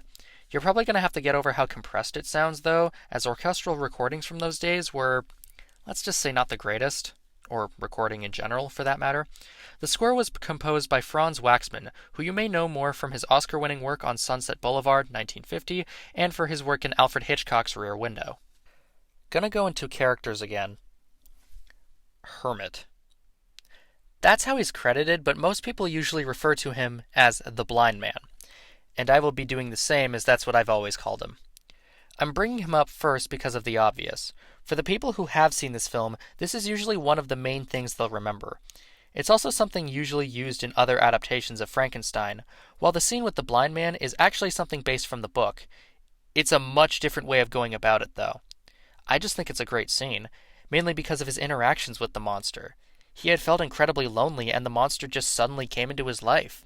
It was the same for the monster. The monster finally found a friend, that he didn't drown accidentally. That scene where they both started crying because they found each other, it's so good, man. I won't go into the main thing that happens here, but trust me, I'll talk about it soon. The Bride.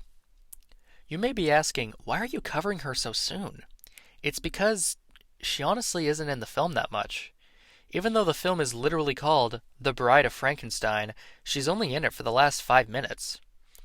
It's interesting because even to this day, people will recognize her, all from a 5-minute appearance. To be fair, I get why it's iconic. That hairdo alone is iconic.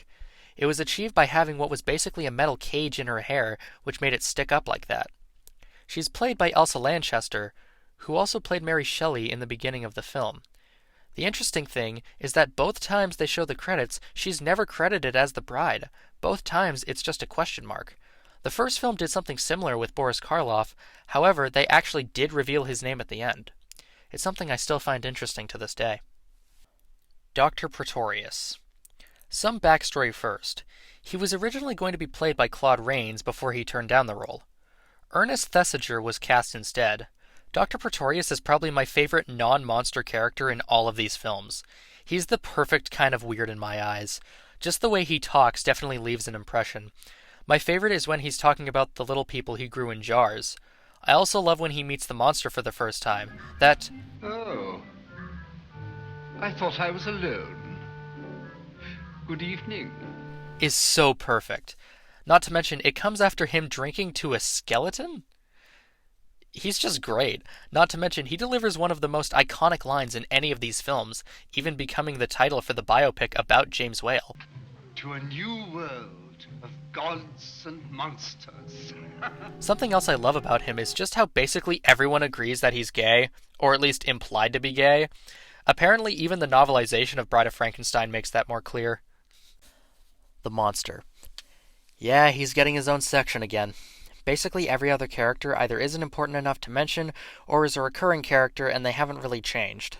The monster, however, is an exception. There's such a big development with him and it's insane. It wasn't until my most recent rewatch when I realized just how well Boris Karloff was written and directed in his scenes, almost making me shed tears at points. The first big one is shortly after he's discovered to be alive and finds a pond. He starts drinking from it but hates his reflection. Immediately after, he accidentally scares a woman into falling into said pond. Probably due to some PTSD with what happened to the little girl he drowned, he jumps in to save her. How is he rewarded by saving her? With her screaming at him, getting shot at by a passerby, and captured. He's even literally crucified and thrown in prison. All because he tried to help someone, but looked like a monster. Shortly after he breaks out, that's when he meets the blind man. He hears the blind man playing his music and quite enjoys it. The blind man hears the monster and goes to the door. The monster can't communicate and has bloody hands.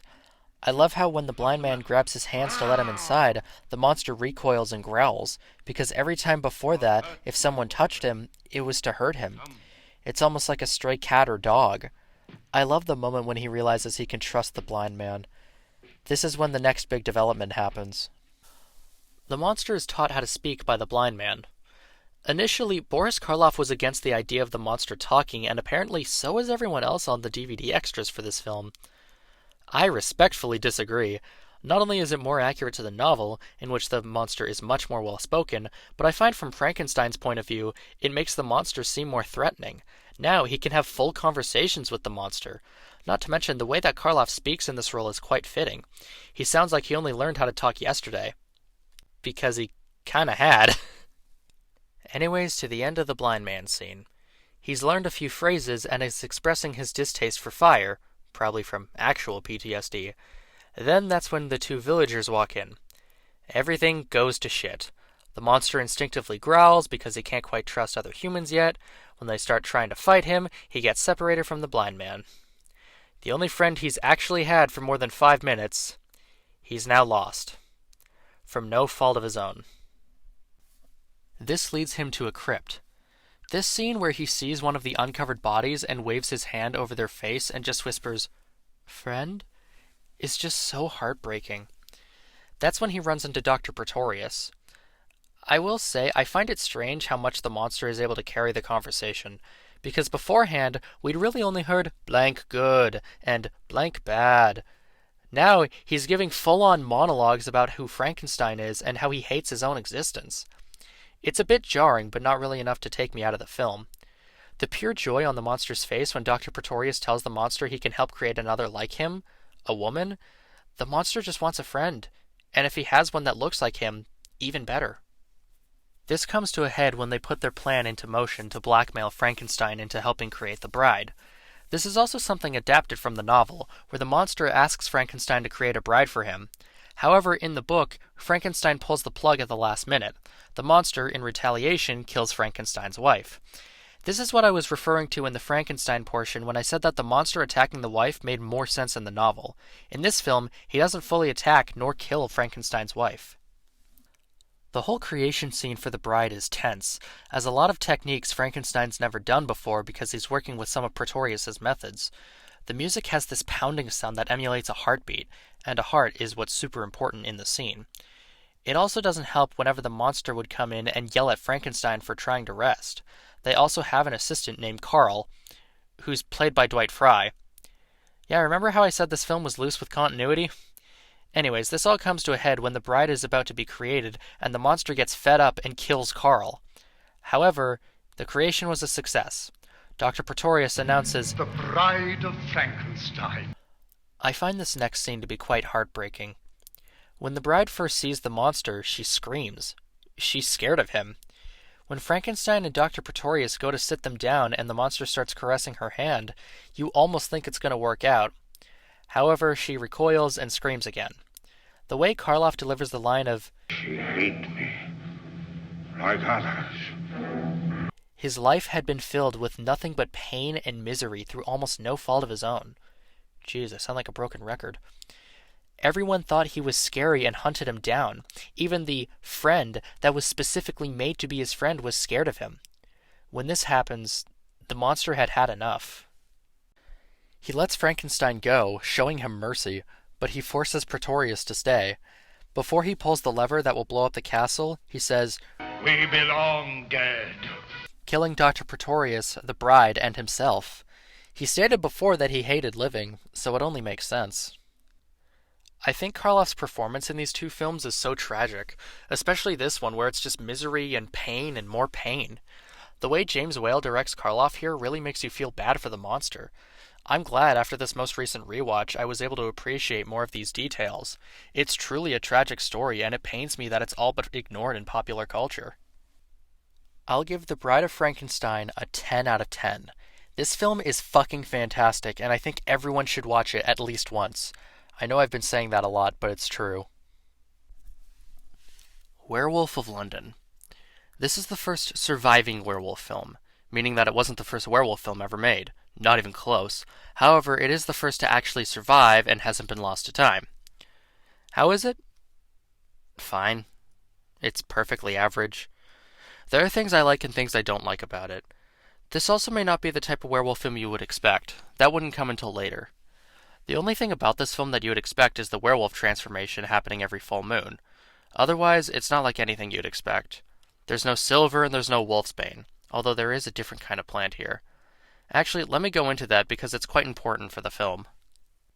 The reason Wilfred Glendon even becomes a werewolf is because he's looking for this flower in Tibet. It's called the Mariphasa lumina lupina, which only grows in moonlight. On his journey, this is where he's attacked. The funny thing is, throughout the film, there's a character named Dr. Yogami who is very obviously the werewolf that bit him. I don't know if it was supposed to be a twist. I mean, the film seems to think it is, although the hints, if you can even call them that, are so obvious that it's almost embarrassing. I also love how this plant is so important to the plot. It's important because it's an antidote to lycanthropy that lasts for a few hours, so when people who are infected with it, they can use the stems as an antidote, and it's kind of silly, but it works for me. I want to go into the design of the werewolf for this film, because it's like the one thing I've actually heard people talk about when they discuss this film. Yes, the design doesn't really look much like a werewolf. This is because Henry Hall, who plays the werewolf in question, wanted his face to be more recognizable in the makeup. Although there's also an in-universe reason for it as well.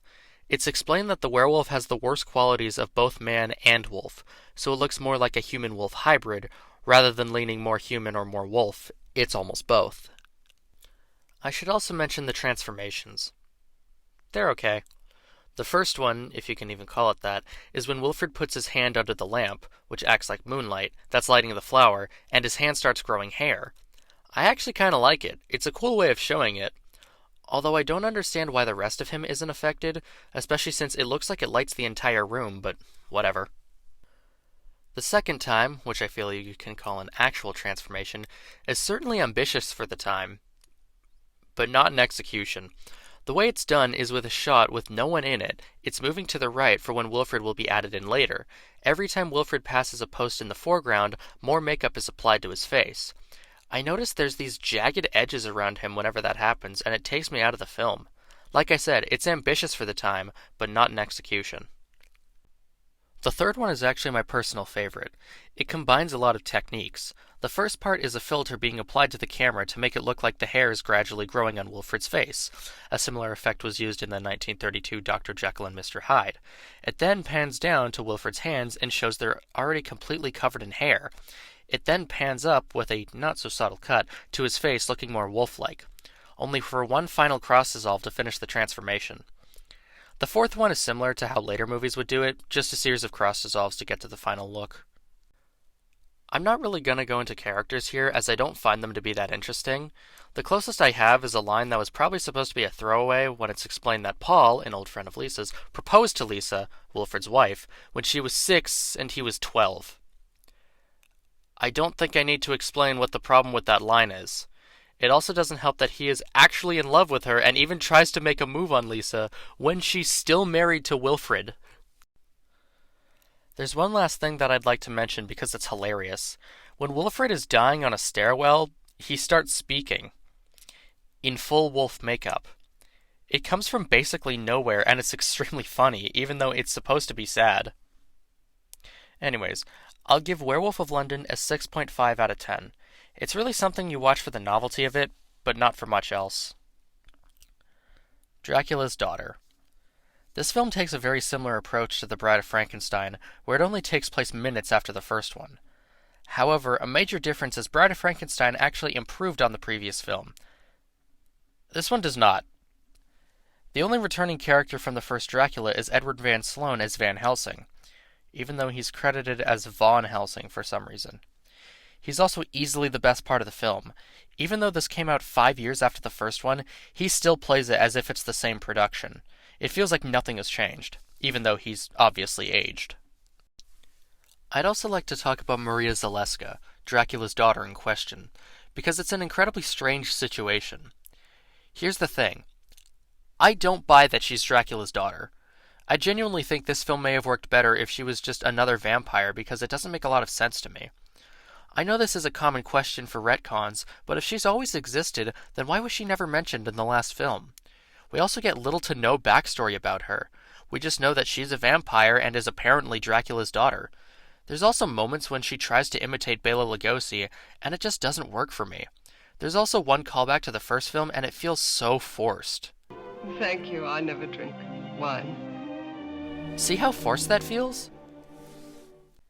Even though the film is called Dracula's Daughter, it's more about Jeffrey Garth, played by Otto Kruger. He's not very interesting as a character. The only thing I ever remember about him is those scenes where he can't tie a bow tie. And they just aren't funny. I can't tell if they're supposed to be comedic relief or supposed to be romantic. It seems like they're trying to have a romance between the two, but they just hate each other. This isn't like an enemies to lovers trope, it's just people who yell at each other while trying to set up that they like each other. It's just not fun to watch. It's just a bummer because don't you think that the film about Dracula's daughter should be more about Dracula's daughter and not some random guy invented for the film? It also doesn't help that the highlights of the film are both guys, that being Van Helsing, as mentioned previously, and Sandor, who's Maria's servant. I also feel like there's some weird instances with the timeline. I say that because the first film made it seem like it took place during 1890s London, which is the setting of the original book. But here, it seems like 1930s London. Keep in mind that this takes place only minutes after the last film, so what happened here? I also think it's quite telling that the scene I always hear the most about is the one with Maria and a girl named Lily. It's always talked about for having homoerotic undertones. I feel like that's really the only thing people talk about when it comes to this film now that I think about it. I also think Maria's death was anticlimactic. This film sets up that it would be Jeffrey that kills her in order to save Janet, but instead, Sandor kills her by shooting her with an arrow. This was because Maria backed out of her promise to give him eternal life. I just think it's incredibly strange, not to mention I'm not exactly sure on the logistics of it. They mention how the wooden part may be what's killing her, but I don't know. I always imagined wood needs to be the actual thing that stabs a vampire in order to work. So unless that arrow has a wooden arrowhead, I'm not sure how I feel about that. Or they could have taken something from the novel and have silver be another weakness. In the original Dracula novel, Dracula is killed with silver knives. I just find the ending to be underwhelming. I'll give Dracula's Daughter a 5.5 out of 10. I remember when I first saw this film, I actually liked it, but every time I've rewatched it, it's just gotten worse and worse. I can't say that it's the worst, but there's so much wrong with it that I just don't recommend it. Where Frankenstein and Bride of Frankenstein make a great double feature, this doesn't really work after the first Dracula, if you ask me. After Dracula's Daughter in 1936, Universal had stopped making horror films for a while. This was due to a change in CEOs. Carl Laemmle and Carl Laemmle Jr. were no longer involved with the studio and were replaced by J. Cheever Cowden. People tend to call this era as the original Universal horror cycle, from 1931 to 1936, consisting of 10 films. No, we're not covering the other 3, unfortunately. However, 2 years later in 1938, they had decided to re-release Dracula and Frankenstein, and it was a resounding success. Shortly afterwards, in 1939, they had released their next horror film. That film was Son of Frankenstein. This is a fascinating film. The main thing I'll mention is the film's continuity with the first two. It's all over the place. See, it's just different enough that it realistically could be called a reboot, but here's the thing. There's just enough callbacks to the previous film that it's hard to consider it a remake or reboot. One thing is how often they talk about Frankenstein and his experiments. Probably the most damning piece of evidence in this being a sequel is the fact they actually bring up why the monster acts the way he does. The criminal brain explanation. That was something invented for the first film, so the fact they bring it up here makes it concrete that this is a sequel. However, here's the interesting thing. It's not exactly clear what the timeline is. It clearly takes place a long time after Bride of Frankenstein, not only because of the stories the villagers would tell, but also because of Wolf Frankenstein, the son of Frankenstein in question, played by Basil Rathbone. He constantly mentions how he never really knew his father before he passed away, so it's implied that he died shortly after Wolf was born. Now, it's not confirmed how old Wolf is supposed to be here, but let's use what would have been Basil Rathbone's actual age at the time of production. He would have been around 44 to 45 years old, so that means this one takes place around 45 to 46 years after Bride of Frankenstein. That alone begs the question, what happened in those 45 to 46 years? This film gives you some clues, but not enough to really explain anything. It gets especially confusing when it comes to Igor and his connections with the monster. It almost feels like there could have been another film to breach the gap between the two. Like I said, this film is confusing about canon. I'll get more into it later with one specific aspect, but let's move on for now. Let's talk about the production of this film. Originally, this film was going to be in Technicolor. Remember, this was the late 1930s. There weren't many feature-length Technicolor films, so this would have been quite new at the time. However, they wound up not doing it because supposedly Jack Pierce couldn't get the makeup to look right in color. It also probably would have been pretty expensive on top of that. There's actually one part of the makeup that I never mentioned that would definitely be important when trying to make a Technicolor film. See, not only would Boris Karloff have all those extra appliances on him, but he'd also be covered in a grayish-green grease paint that made the monster look extremely pale on black and white film. In fact, this very process is the very reason people usually think of the monster as having green skin, even though in most of the promotional material at the time, he always had more yellowish skin. There actually is color test footage of what the makeup would have looked like, and I think we can all agree that this film being in black and white was the best choice. Now, I don't think this was a finished process. I think if they actually did the film in color, it probably would have looked more vibrant. But yeah, I can see why shooting in color would have been a problem without entirely overhauling the monster's design. Let's go into characters. Wolf Frankenstein. I already mentioned him previously, but I want to dig a little bit deeper here. Basil Rathbone's performance is perfectly fine here, although there are times when I feel like he's overacting. Now yes, you could argue that Colin Clive was overacting, but I feel like there was this certain quality he had where you could believe that he was mad. I don't get that with Basil Rathbone.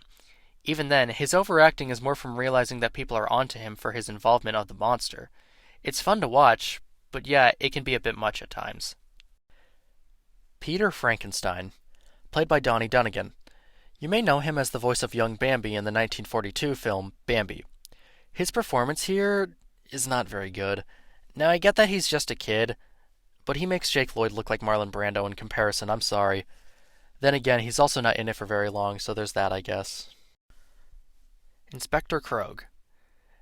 Now, I know that there's one actor here that everyone talks about when it comes to their performance in this film, but I feel like this one goes overlooked.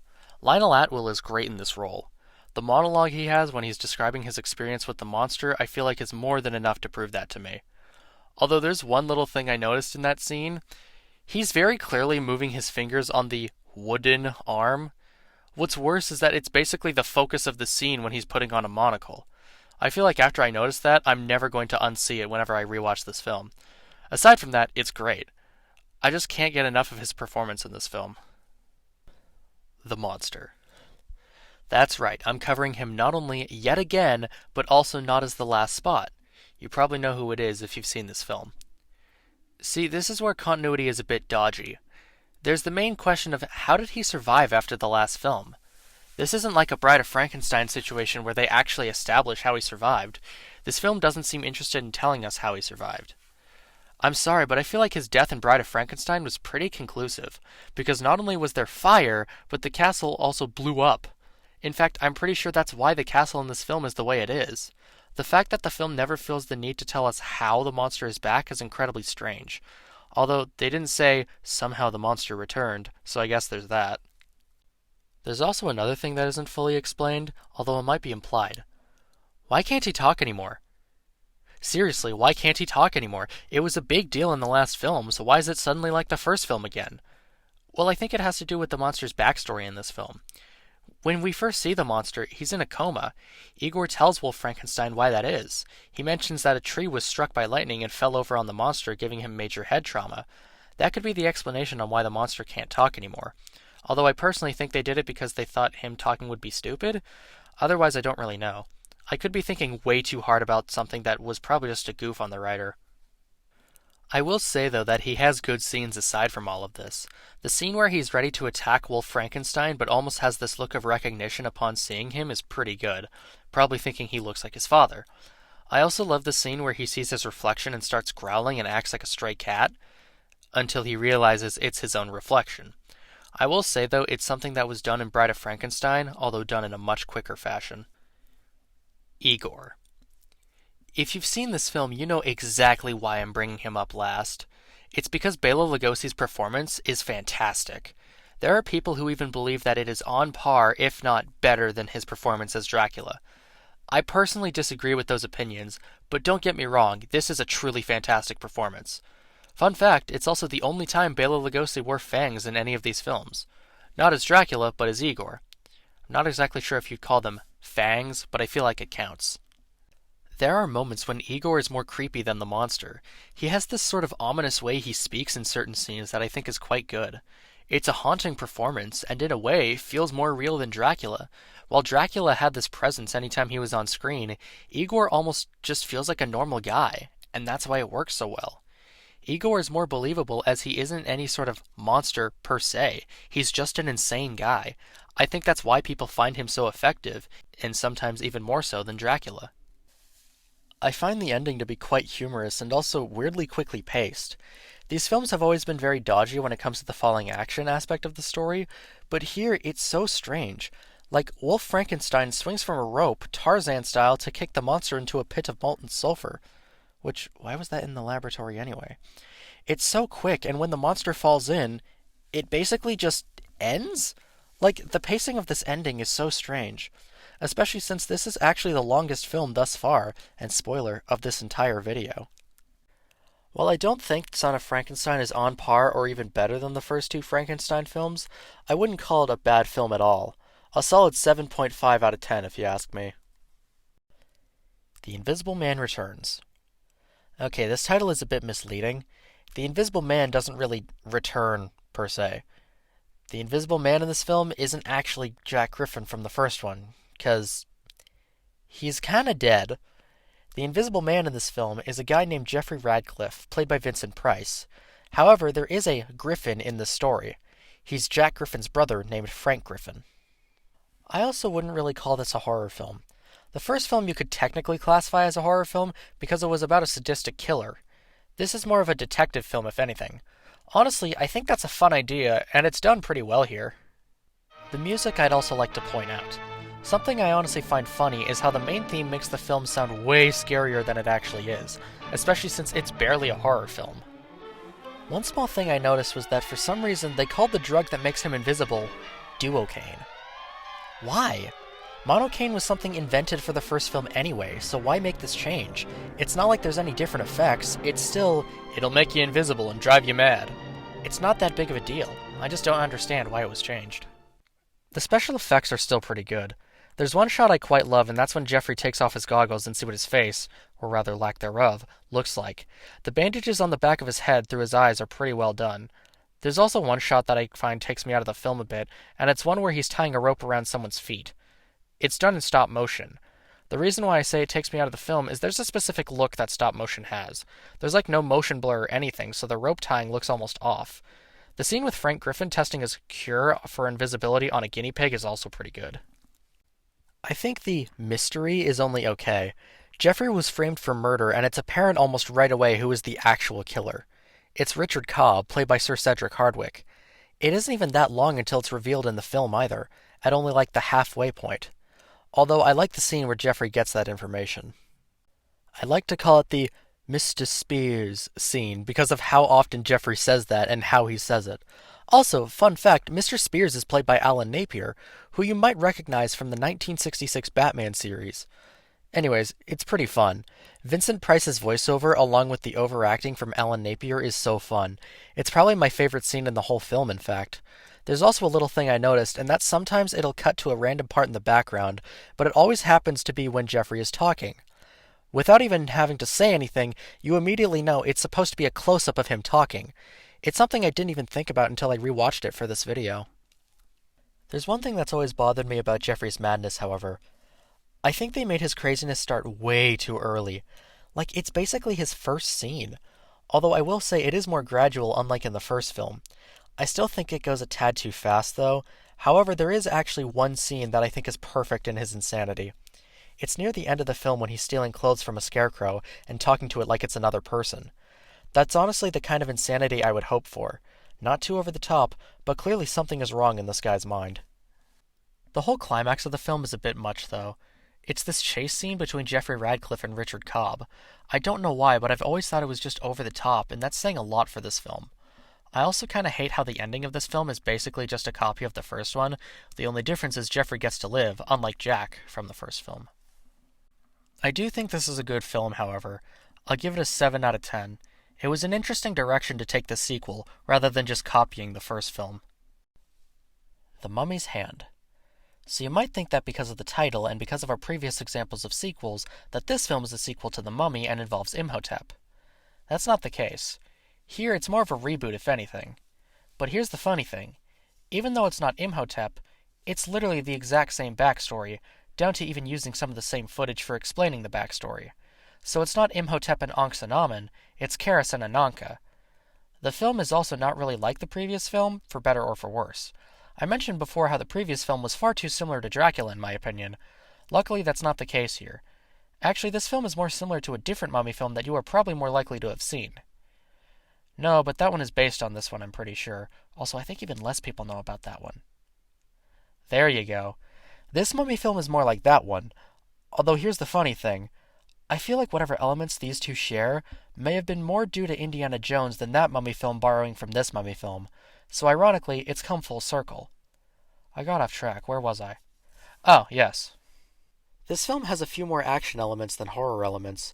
Hell, I'd say this film is more of an action comedy, especially the first half of the film, which is way more comedic in nature, including even having a comedy duo similar to Abbott and Costello, but not nearly as funny. You know what? I'll just get into it. I don't think this film's comedic elements work very well. I get that humor is subjective, but I just didn't find a lot of it very funny, especially when the magician character of Silvani, played by Cecil Kellaway, is introduced. I find it really drags the first half of the film down, and I find it to be a bit more of a slog to get through. Not that it's bad, just not really that entertaining when I'm waiting for when they go on the expedition. When they finally do get to the expedition, though, it's a breath of fresh air. That's when things get exciting again, especially when they find Karis, played by Tom Tyler. I should probably go over how Karis works because it is different from the first film. So in the first film, Imhotep comes back to life due to the curse placed on him, and when someone messes with the Scroll of Thoth, it brings him back to life. Here, it's a very different situation. Rather than being a curse that brings the mummy to life, it's Tana leaves. There's been a long line of caretakers for Karis, and they've been tasked with keeping Karis alive as basically a guard for Ananka's tomb. 3 leaves is enough to keep his heart beating, and 9 leaves will bring him back to life for a short period of time, usually sent to kill people who go to Ananka's tomb. Although there's one caveat that I find strange. They talk about how you should never give him more than 9 leaves because he'll become an uncontrollable killing machine. They never play into that. Every time we see Karis, he only has 9 and never more than that. I find it strange that they give us this stipulation and never think to explore what'll happen if he gets more than 9 leaves. This version of the mummy is probably more what people think about when it comes to these films. You're more likely to have someone hold one arm to their chest and start dragging their foot along the ground with their other arm reaching out. It's interesting how this one was more popular in pop culture. Well, until 1999, that is. There's one thing about this version of the mummy that's always bothered me, and it's the fact they darkened his eyes in post. But it's not done very well. It's like they just used a marker over the eyes and called it a day. It's more of a nitpick, I know. The ending is quite anticlimactic if you ask me. I feel like this has been a theme in these films. Seriously though, it's basically the caretaker gets shot a few times, Karis gets shot a few times, then gets set on fire, and that's basically it. No falling action at all. One final thing. Why is this film called The Mummy's Hand? The only explanation I can come up with is because Karis always strangles his victims. That's it. Otherwise, I have no clue why it's called that. I mean, it certainly helps differentiate it from the first one, but it's not like that's really stopped Universal from making remakes or whatever and just calling it the same thing. I'll give The Mummy's Hand a 7 out of 10. A fine film, and not really that long. It's 1 hour and 7 minutes, which makes it the shortest on the list so far, so you'll really not be wasting much time if you watch it. The Invisible Woman. No, not the Fantastic Four character, although that would have probably been more entertaining than this film. I should probably mention that this film has no connection to the other Invisible Man films. So why am I talking about it then? Because it's included with this set. That's literally it. I probably wouldn't be talking about it otherwise. This film doesn't have any griffins, and the scientist who makes Kitty Carroll, the Invisible Woman in question, invisible, is just some random guy named Professor Gibbs. It's also through an entirely different method, too. It's the combination of an injection and this big machine that Professor Gibbs made. There's no monocaine involved. This method also doesn't drive the person mad, although it has a different side effect. See, the invisibility only lasts for a certain amount of time. After that, the only way to become invisible again is through alcohol. Yeah, have I mentioned this film is also a comedy and in no way a horror film? Let me talk about that because of how integral to the film it is. I don't think this film is funny at all. I know comedy is subjective, but seriously, I didn't really laugh. There was maybe like 1 or 2 moments that made me chuckle, otherwise nothing.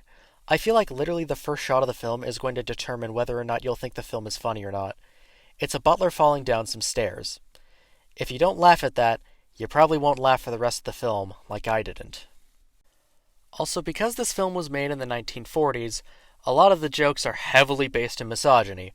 Like, I swear, it's like 50% of the jokes. The main 2 I think of are when Professor Gibbs describes women as being skirts and things, and when Richard Russell, the love interest for the film, says to Kitty that she must have wanted to become invisible because she's ugly. Then the next like 15 minutes are them just hating each other and Kitty wanting to prove Richard wrong. I also think the invisible effects are at their worst here. There's 2 main things I noticed, and funnily enough they were both in the same scene. It was you could see the shadow of Kitty when she's supposed to be invisible, and you can also see the black fabric on the person's arm when it passes in front of their clothes, meaning it probably wasn't composited properly. The scene itself is pretty fun, but the effects were a bit distracting. I also felt like the whole mafia plot came out of nowhere. Like randomly, 20 minutes in, they're robbing the P.O. box of Professor Gibbs. Then it becomes this whole thing with more unfunny comedy. Like, obviously, there needs to be some drama for this to work as a narrative, but like, we couldn't have the mafia discover about the invisibility or something? It's also established that basically no one believes him that he can actually make people invisible, so why do these guys believe it so quickly? The ending also comes out of nowhere. 1 minute they're celebrating that they took down the mafia, then the next they have a kid? Who can turn invisible because apparently that's genetic now? What the fuck is this film? It kinda sucks that this film is as unenjoyable as it is. I liked how the last Invisible Man went for a genre change into a more detective story, so this one, even if completely disconnected, being a comedy could have worked. But there's a difference between concept and execution. I'll give The Invisible Woman a 5 out of 10. I don't find this film that enjoyable, and I don't get why it's packaged with all these other films. In 1941, writer Kurt Siodmak started workshopping ideas for a script. This script took elements from many pieces of folklore. He read book after book about folklore involving this subject, although most of the things we associate with this subject actually came from Kurt Siodmak himself. What was that subject? Werewolves. The script was originally entitled Destiny, but it was eventually decided that the name should be changed to The Wolfman, which was the name of an abandoned project Universal had plans for back in 1931. It would star Boris Karloff. Of course, it never got off the ground. This film was also originally much more different than we are all used to. For one, the name of the main character was originally Larry Gill and not Larry Talbot. Rather than visiting his home after the death of his brother like in the final film, Larry Gill was just an American mechanic. Here's the kicker about some of these earlier scripts, though. We never knew if the Wolfman was real or not. It was more of a psychological horror. Was he really a werewolf, or was he just insane? The only glimpse of a werewolf we would have seen is a reflection in a puddle, which would have been part of a hallucination sequence as the main character was dying. In fact, you can still see aspects of this in the final film. It was later decided that the werewolf was in fact real, and that the name would be changed to Larry Talbot. Of course, there were other major changes, but those are the most obvious ones. Now on to the film itself. I first watched this along with the first batch of these films, and it was my favorite of all of them. In fact, it had been my favorite up until my most recent rewatch for this video. It's still a good film, don't get me wrong. I just don't think I can call it my favorite anymore. I'm not exactly sure what it is about it, but it's definitely been bumped down a lot. I'm just going to tackle characters now because I think this film really boils down to these characters. Bela. He's played by Bela Lugosi. Yes, I know the jokes. This isn't going to be a very long portion because of one simple fact. He isn't in the film for very long. Why? He gets killed early on, but he has one main distinction. He's the werewolf that bit Larry Talbot. Actually, this is where maybe some of that original Larry Gill script snuck in, because the werewolf that bites him is a normal-looking quadruped, played by a German shepherd named Moose, who was later adopted by Lon Chaney Jr. But when Larry becomes a werewolf, yeah, that doesn't quite happen with him. It's theorized by Tom Weaver on the commentary track included on the DVD that this might be a leftover from the Larry Gill script, where the werewolf in question was ambiguous on whether it was a werewolf or not. Maliva. The mother of Bela, and as they refer to her in the film, the Romani woman. Okay, they use a different term, but nowadays it's considered a pejorative, so I will avoid using it in this video. She's played by Maria Ouspenskaya, who was a famous acting coach back in those days, and was also only 6 years older than Bela Lugosi, despite the fact she was his mother in the film. She may not have a lot to do in the story, but it is due to her that we learn more about how werewolves work. She also seems to be some sort of sorceress. After all, she was able to change Larry from wolf to human form by saying a few words. Gwen Conliffe. She's played by Evelyn Ankers. I don't think I get her character in this film. Now, I'm not saying that as oh, she's so complex that my smooth brain can't understand it, because she's written the same way as almost any other love interest in one of these films, with not very much character. I mean, she makes some baffling decisions, and it's kind of hard to bring up what they are as I'm saving them more for later, but there are many times when I just don't get why they wrote her in the way they did. Frank Andrews. He's played by Patrick Knowles. He's the fiancé of Gwen Conliffe, and it's a bit easier now to explain why I think Gwen is a confusing character. It's another weird love triangle. But here's the thing, it's not like in Dracula when the person is being influenced by another force or whatever. It's just there, and it's annoying to watch. Sir John Talbot. He's played by Claude Rains. Okay, while I still think his best performance in these films is The Invisible Man, this is easily his second best. Again, in these films. I'll just get my main critique about this guy out of the way first. Granted, it's not on him, it's on the casting directors, or whoever cast these guys. I have a lot of trouble believing that Sir John is the father of Larry Talbot, both in terms of facial features and stature. Tom Weaver even joked about it on the commentary track, stating, and I'm paraphrasing here, "It makes us wonder what his mother looked like." But other than that, Claude Rains' performance in this film is fantastic. He plays the character in a very specific way. There's almost a hint of resentment to Larry. After the death of his other son, John, I bet that won't get confusing, here's his second son, who looks exactly like John, by the way, who left 18 years ago and doesn't have an English accent anymore. After Larry starts saying stuff about werewolves and how he thinks he is one, Sir John is determined to get these delusions out of him. But the way he goes about it is, let's just say, strange. It's even spelled out for the audience that it seems like Sir John cares more about the Talbot name than Larry himself. It's a great performance, especially with one scene at the end of the film. I won't get into it quite yet, but believe me, we'll get there. He gives one look. That one look alone tells me this is a fantastic performance. Larry Talbot, played by Lon Chaney Jr. Let's go into some backstory on Creighton Chaney, that was his birth name, as it definitely influenced how he played this character. Creighton had a very rough childhood. He was the son of Lon Chaney Sr., the previously mentioned Man of 1,000 Faces. He heavily discouraged his son from acting. In fact, when he learned that Creighton wanted to become an actor, he essentially forced his son to go into the plumbing business. Creighton was also under the belief that his mother was dead. She wasn't. It was a broken marriage, and Lon Chaney Sr. told his son that was the case. So when Creighton found out that she was alive, I imagine that wasn't great for him. As I mentioned previously, Lon Chaney Sr. died in 1930 at 47 years old. At 24 years old, Creighton Chaney was basically all on his own. At the height of the Great Depression, his plumbing business failed, and the only thing that kept him going was acting. Although since he couldn't get a leg up, he started from the bottom, using his birth name of Creighton Chaney, but his agent convinced him otherwise. But even when Creighton Chaney first changed his name to Lon Chaney Jr., he wasn't getting a lot of work. In fact, the general opinion was that he was a disgrace to the Lon Chaney name. He then proved everyone wrong, though, in a film called Of Mice and Men in 1939, where he played a Lenny Small. Now, he was beginning to become a household name.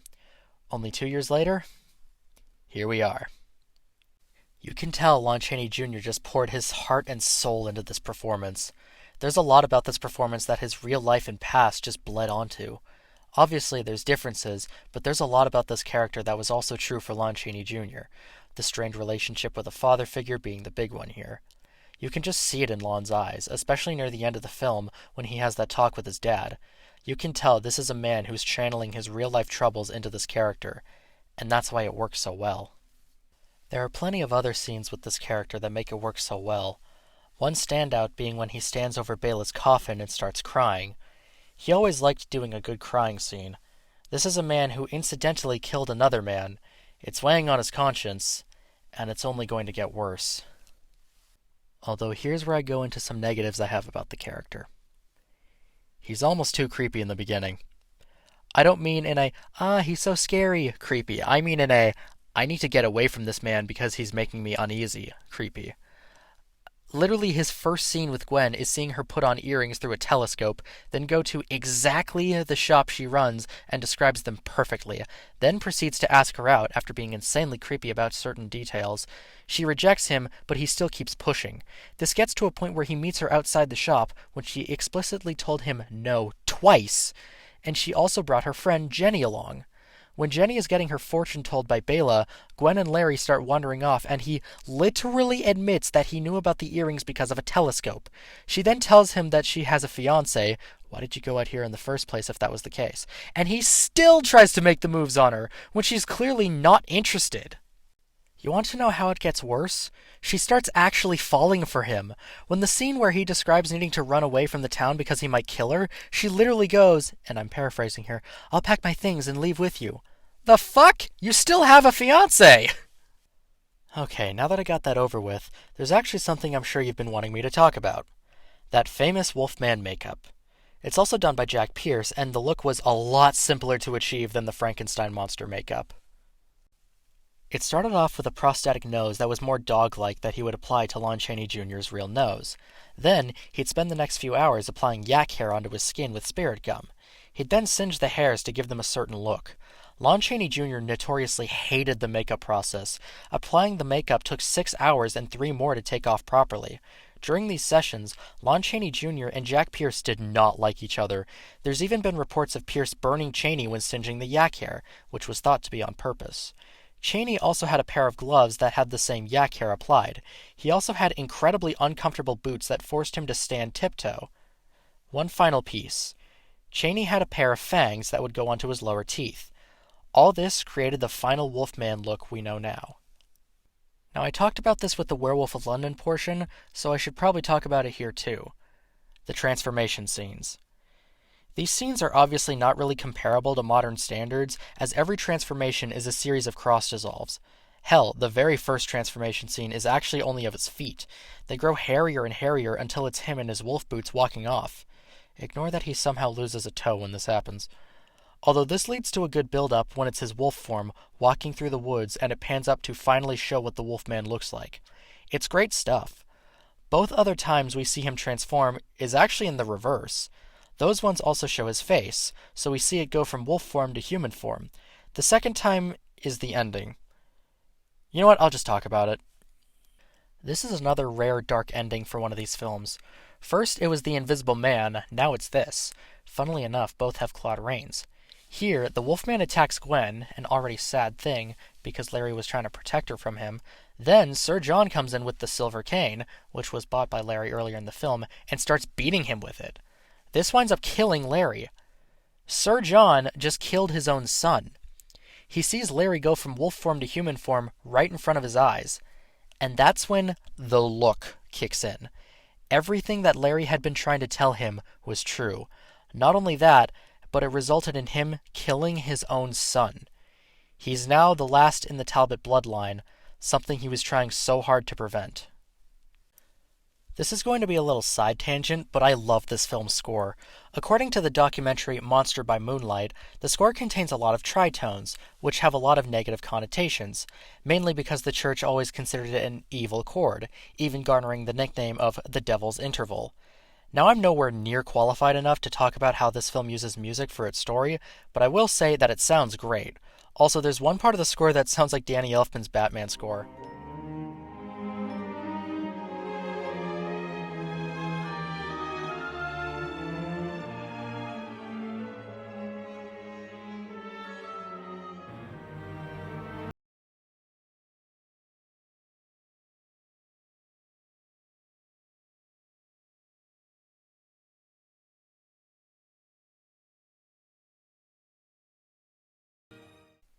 When everyone describes why this film works so well, they always come to one conclusion. It's because Larry is just a normal guy. He doesn't want to kill people, but it doesn't matter what he wants. The moment the moon comes out, he's already gone. Most people seem to argue that the Wolfman is the most relatable of all of the monsters. There's a lot about this film that's interesting.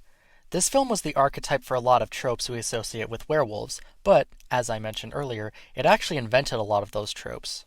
Even a man who is pure in heart and says his prayers by night. Night may become a wolf when the wolfbane blooms. And the autumn moon is bright. Was invented by writer Kurt Siodmak. Siodmak also invented the idea of being bit by a werewolf is what spreads the curse, although there's one thing here that is interesting. This film doesn't have a shot of the full moon. Because there's nothing in this film about the moon needing to be full in order for Larry to transform.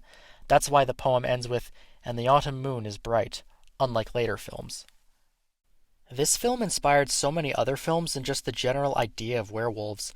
I feel like I can't mention this film without mentioning An American Werewolf in London, funnily enough, another Universal film.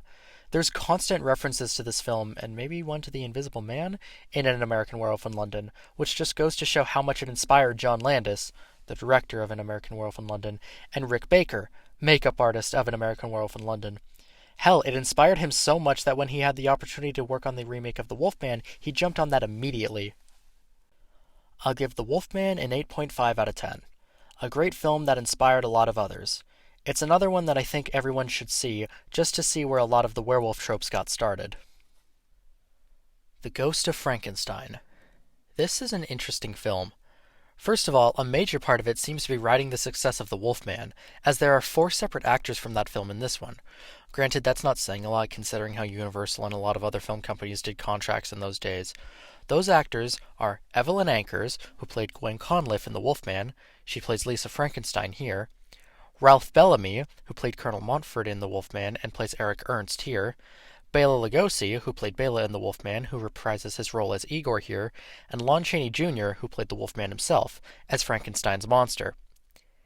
There are many reasons why I don't think this works. This was the first time the monster was recast, and I think Chaney was the wrong choice here. He was probably chosen due to the success of The Wolfman. I do think, though, that they didn't exactly understand why his performance in The Wolfman drew people in the first place. His performance drew people in because it felt real. He was sympathetic. He was a normal guy that was stuck with a terrible curse. But here as the monster, he doesn't speak at all. Technically, but we'll get into that later. They were hoping the name alone would help, but didn't consider why he probably wasn't the best choice for the part. One of the reasons why Bela Lugosi claimed to have turned down the role of the monster was because he would be covered in pounds of makeup, thus making him unrecognizable and just stumbling around like a mindless animal. This is what I feel like Chaney does in this film. He kind of just stumbles around like a big oaf. I don't quite feel the same sympathy for the monster like I do in the previous films. I can't tell if it was because of the writing, directing, or Chaney himself. Hell, for all I know, it could have been all 3. Also, I can't help but think he just looks wrong as the monster. You get what I mean? Like, it almost feels like he's just someone cosplaying the monster, rather than the monster himself, if that makes sense. Like, he even has a drawn-on dimple to replicate Karloff's sunken cheek from his portrayal of the monster. The best way I can describe how Lon Chaney Jr. plays the monster in this film is, it's probably the safest way you can portray this character. Actually, I feel like that could go for the entire film. It feels incredibly safe. The first 30 minutes or so, which is almost half the film, mind you, just feels like a retread of the first 3 Frankenstein films. The monster attempted to befriend a little girl, gets captured and detained, breaks out, causes a ruckus, and has a major confrontation with Frankenstein. Okay, there's a bit more nuance than that, but you get what I mean. It also doesn't help that there's a section of the film that's literally just dedicated to showing us what happened in the first film, down to using the same clips of Colin Clive. Although it changes a close-up of the monster to Chaney, which is annoying if you ask me. It isn't until the second part of the film when it starts getting good, because they bring it back all the way to the first film, referencing the criminal brain they put in the monster and replacing it with a new one. I think this is where the film starts getting interesting, although I should probably give it more context. The Frankenstein in this film is actually the second son of Frankenstein, who of course was never mentioned in the last film, Ludwig Frankenstein, played by Sir Cedric Hardwicke. I honestly don't hate his performance here. I actually think it's alright. Not my favorite performance personally, but not terrible. Although there's one thing I've always wondered. How does Igor know who this guy is, let alone where he lives? The reason why I'm asking this about Ludwig, and I never did for Wolf, is because I got the impression Ludwig was maybe in a different part of the country to distance himself from the Frankenstein curse. I mean, none of the people seem to be against him at first, and don't even put together that the monster is the famous Frankenstein monster. Like, I feel like it's such an important thing on why Igor knows who this is, and it's never elaborated on. Bela Lugosi as Igor in this film is easily the best part, like he was in the last Frankenstein film. He still has that same creepy energy to him that he had in Son of Frankenstein. It especially comes to a head when there's the whole brain-switching operation, and he convinces Dr. Boehmer, an assistant to Ludwig Frankenstein, to put his brain in the monster's body, rather than Dr. Kettering's brain, another assistant who was killed by the monster. After the operation, and we get to see the monster talk in Igor's voice, the voiceover by Bela Lugosi is still pretty good, even if the lip-syncing isn't quite there, and you can tell they're speaking in different accents. But there's 2 things about this that I've never understood. One, if Igor's consciousness was transferred to the monster's body, why didn't the brain that was originally put in retain that consciousness? Dr. Waldman said himself that the brain had belonged to a criminal, and that is why the brain was like that. So why wasn't the criminal's consciousness transferred to the monster's body?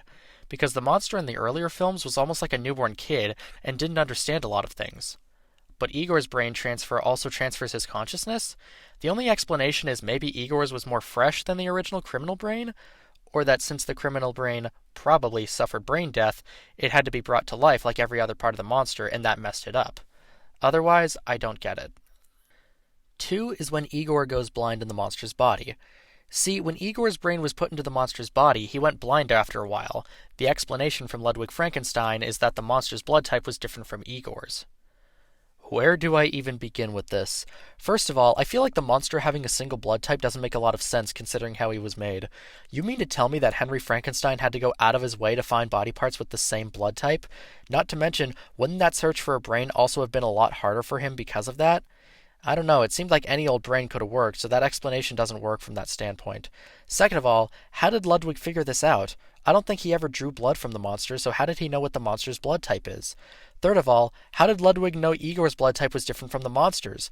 There's so much about this that doesn't make sense from any standpoint, and it feels like it was just to rush to an explosive climax. There's also one thing about this film that you may have been wondering. Why is this film titled The Ghost of Frankenstein? Well, it's due to a sequence where Ludwig Frankenstein basically sees his father's ghost, telling him to change the brain of the monster to that of a good brain. There's one interesting thing about this, though. The ghost is played by Sir Cedric Hardwicke, the same actor who is portraying Ludwig Frankenstein in the same scene. Which is strange considering they literally used footage of Colin Clive in this film. I think there is a good answer for this. Earlier, it's shown that he read through Frankenstein's old records, so maybe it was his subconscious taking the form of his father with that knowledge. However, that's the only scene with the Ghost of Frankenstein, and it might not even be a real ghost. That's one thing that bothers me about this title. It literally could have been called Son of Frankenstein 2, or The Second Son of Frankenstein, and be more accurate to the film's plot. Or get this, The Brain of Frankenstein. Now I know this sounds like I'm calling the monster Frankenstein, but to be fair, Bride of Frankenstein did the same thing, and most people call her the bride, even though she's credited as the monster's mate. I know this doesn't have much to do with the film, I just think it's a strange title. I'll give The Ghost of Frankenstein a 7 out of 10. I don't really think it's necessary viewing, but there are enjoyable aspects to it. The Invisible Agent. This is literally just World War II propaganda disguised as a film. It's not even an entertaining one. Much like The Invisible Woman, this film has a lot of comedic moments. I don't find them funny here either. Here's the annoying thing. This idea actually could work for me. An invisible agent as a spy against the Nazis in World War II could have been a great film. If done properly. See, unfortunately, this is a major case of concept versus execution.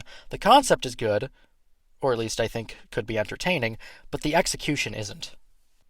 This film also majorly fucks with the continuity, which is already loose enough as it is. See, the invisible agent in question is Frank Raymond, originally Frank Griffin, played by John Hall. Here's the weird thing, though.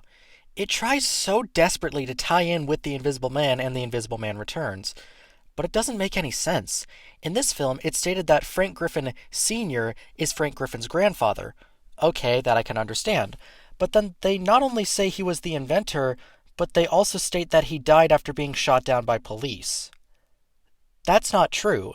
The inventor of the invisibility formula was Jack Griffin, Frank Griffin Sr.'s brother. Jack Griffin was also the man gunned down by police. In this film's attempt to connect itself with the others, it ultimately becomes more confusing. Also, because it tried to tie itself to those earlier films, there's one major aspect that's missing. Being invisible doesn't make them go crazy. I'm serious, they also never say the name of the drug that makes them go crazy. No monocaine or duocaine. It also wears off after a while rather than being permanent like in the first two films. This should have been its own thing like Invisible Woman was. But instead, it tried to justify its existence by connecting it with the other films. I feel like it was unnecessary to do so, especially since World War II propaganda was already everywhere in the US at that point. I will say some of the special effects work is actually quite well done. It's even to the point where I genuinely don't know how it was done a lot of the time. Mainly the part where he covers his face in lotion, and when he's in a bath and you can see him covering himself with soapy water. Although there are certainly parts where the color grading on where he's supposed to be invisible suffer a bit. Really, the only thing I can give credit to this film is Peter Lorre as Baron Akito. This is the only one of these 30 films he's a part of, and the role is certainly memorable. I actually think he may have been a slight inspiration for Arnold Toth in Raiders of the Lost Ark.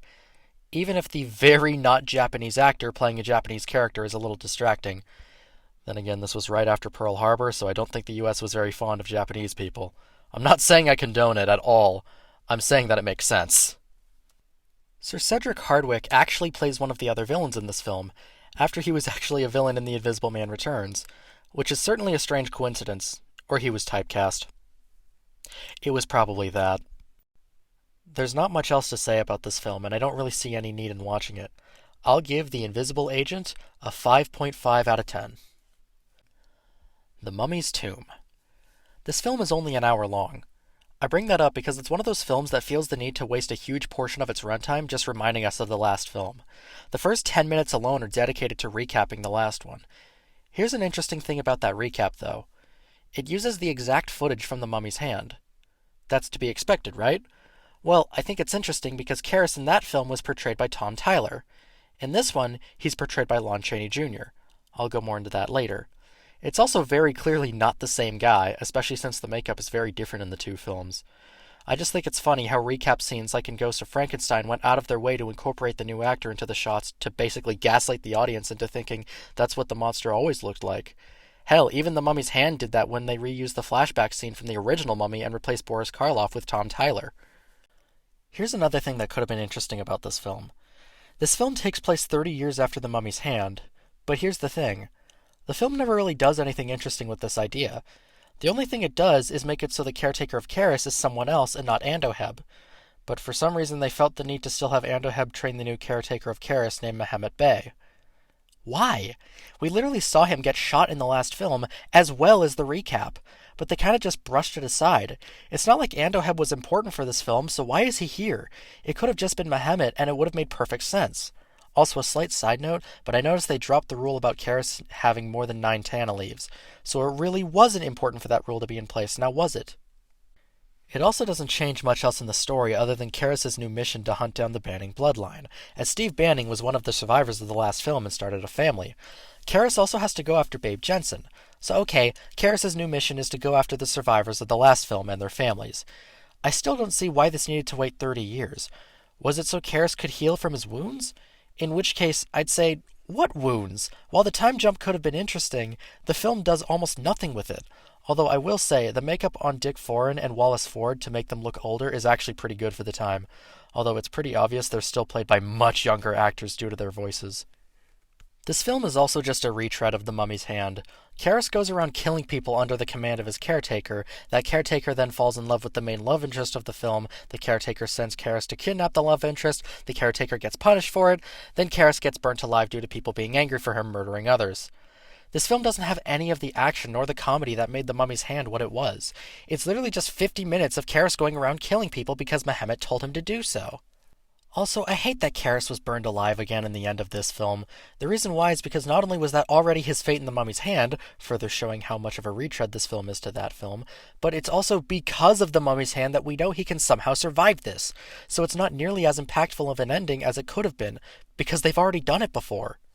Speaking of Karras, I want to discuss Lon Chaney Jr.'s performance as him. Why? I literally see no reason why Lon Chaney Jr. was cast as Karras. At least with the Ghost of Frankenstein, I could see why he'd be a big draw because the Wolfman had just come out, and you could still tell that it was Lon Chaney Jr. as the monster. Here, there's almost no way to tell that it's Lon Chaney Jr. other than being able to see one of his eyes. I don't think that would be enough to realize that it's even him. Like, I get why you'd want to use him mainly because of the name, but the thing is nobody would even be able to tell it's him under all that makeup. I mean, it's good makeup, but it really hides Lon Chaney Jr.'s face. A small nitpick. They intentionally went out of their way to darken Karras' eyes in The Mummy's Hand. This is left over in the recap footage shown in this very film, so why don't they darken Lon Chaney Jr.'s only visible eye? I mean, it would be consistent, and this is probably one of the best examples of a direct continuation in one of these films, other than The Bride of Frankenstein and maybe Dracula's daughter. It's just something that bothered me. Another nitpick, but on a different thing. Why is this film called The Mummy's Tomb? We only see the tomb in the recap and the part where Andoheb is teaching Mehmet. Otherwise, the rest of the film is set in the US. If anything, The Mummy's Tomb actually would have been a more fitting title for the last film. I'll give The Mummy's Tomb a 6 out of 10. It's just a retread of The Mummy's Hand where anything actually interesting isn't given enough focus for me to care. Frankenstein meets the Wolfman. We're halfway through at this point, and just now we've gotten to the film that is partially the reason we associate all of these characters with one another. This is, as far as I'm aware, the first versus film, even if the title doesn't actually have verses in it. But the poster is literally of them fighting, so it was clear to audiences that there would be a fight between the two. Even though this is basically a versus film, it feels more like a direct sequel to The Wolfman. Hell, it's even written by Kurt Siodmak, who was the writer of the last film. I find if you care at all about continuity in film franchises, which I feel like that should be a given, think of this film more as The Wolfman 2 rather than Frankenstein 5 or Frankenstein meets the Wolfman. Let me compare it to a much more recent versus film, Godzilla vs. Kong. Now these films are very different in several ways, but here's the similarity between the two. They focus heavily on one monster rather than the other. In both instances, it's probably to make up for the fact they only got one film before that, while the other one had several. I also feel like there's a huge quality shift in the film, because for the first 30 minutes or so, it feels like it's trying to be a sequel to The Wolfman, a damn fine one at that. But I feel like the moment Larry winds up actually finding the monster, the film severely drops in quality. Not enough to ruin the film, but it's enough that it's noticeable. I should probably mention the continuity because that is such a huge mess. Okay, I feel like this being a direct sequel to The Wolfman works fine enough. Yeah, there's the main thing being Patrick Knowles plays Dr. Frank Mannering, despite the fact he was Frank Andrews in The Wolfman. But otherwise, on the Wolfman side, it's fine. But on the Frankenstein side, holy shit. Okay, let's try to unpack this can of worms. So as far as I can tell, Ghost of Frankenstein is canon, meaning that all of the previous Frankenstein films are canon as well. But there's definitely some inconsistencies. The reason why I say that I think Ghost of Frankenstein is canon is due to the inclusion of Elsa Frankenstein. She was the daughter of Ludwig Frankenstein. Well, for one thing, she was recast in this film. Why? I know one of the main things I always hear is that in Ghost of Frankenstein, she was played by Evelyn Ankers, who also played Gwen Conliffe in The Wolfman, and maybe they didn't want that to be confusing. But Patrick Knowles gets a pass, I guess?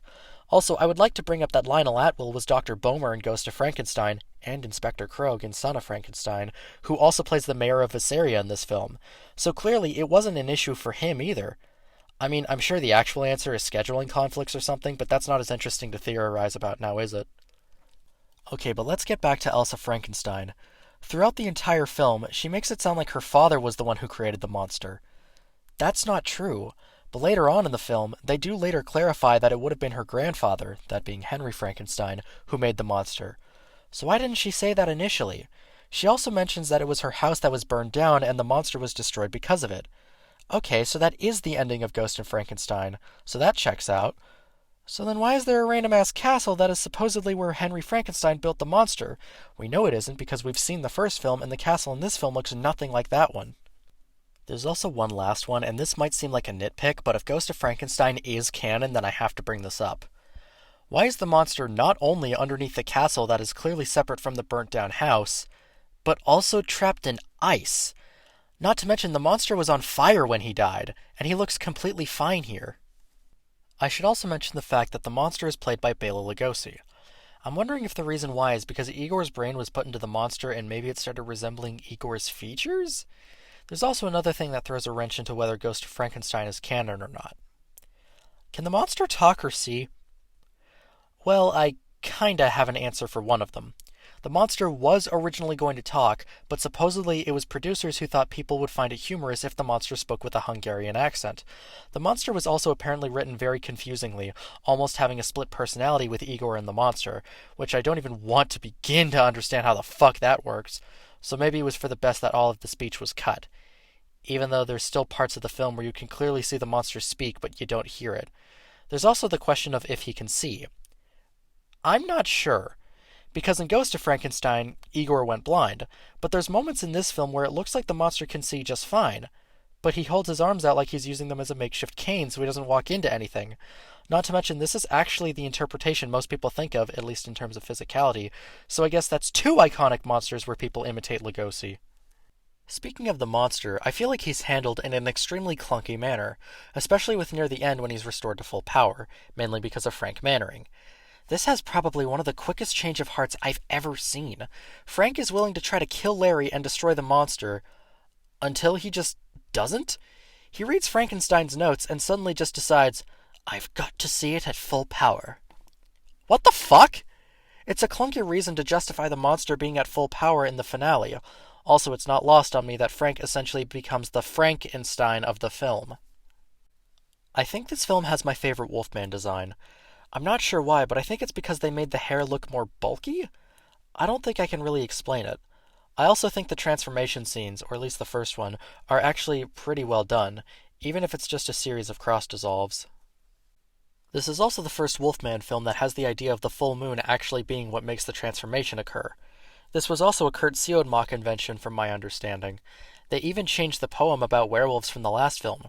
Originally it was, Even a man who is pure in heart and says his prayers by night may become a wolf when the wolfbane blooms, and the autumn moon is bright. But in this film, it's actually, Even a man who's pure at heart and says his prayers by night may become a wolf when the wolfbane blooms and the moon is full and bright.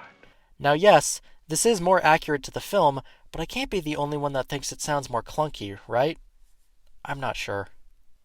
I should probably talk about the fight between the Wolfman and the monster, huh? It's fine.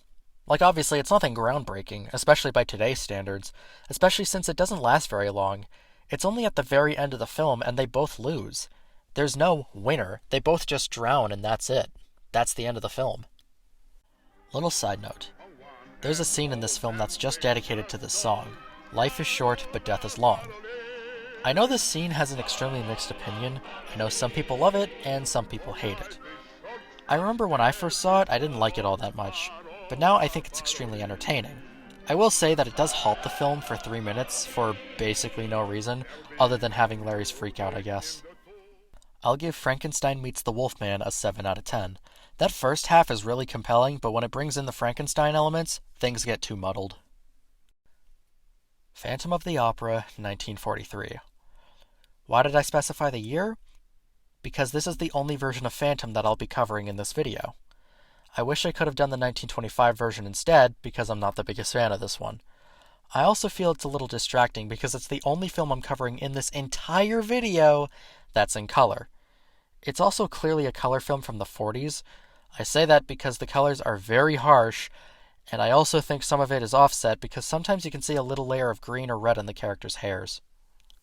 I also think it's quite telling that the Academy Awards this film was nominated for was only for Best Sound Recording, Best Score, Best Color Cinematography, and Best Color Art Direction, actually winning those last two categories.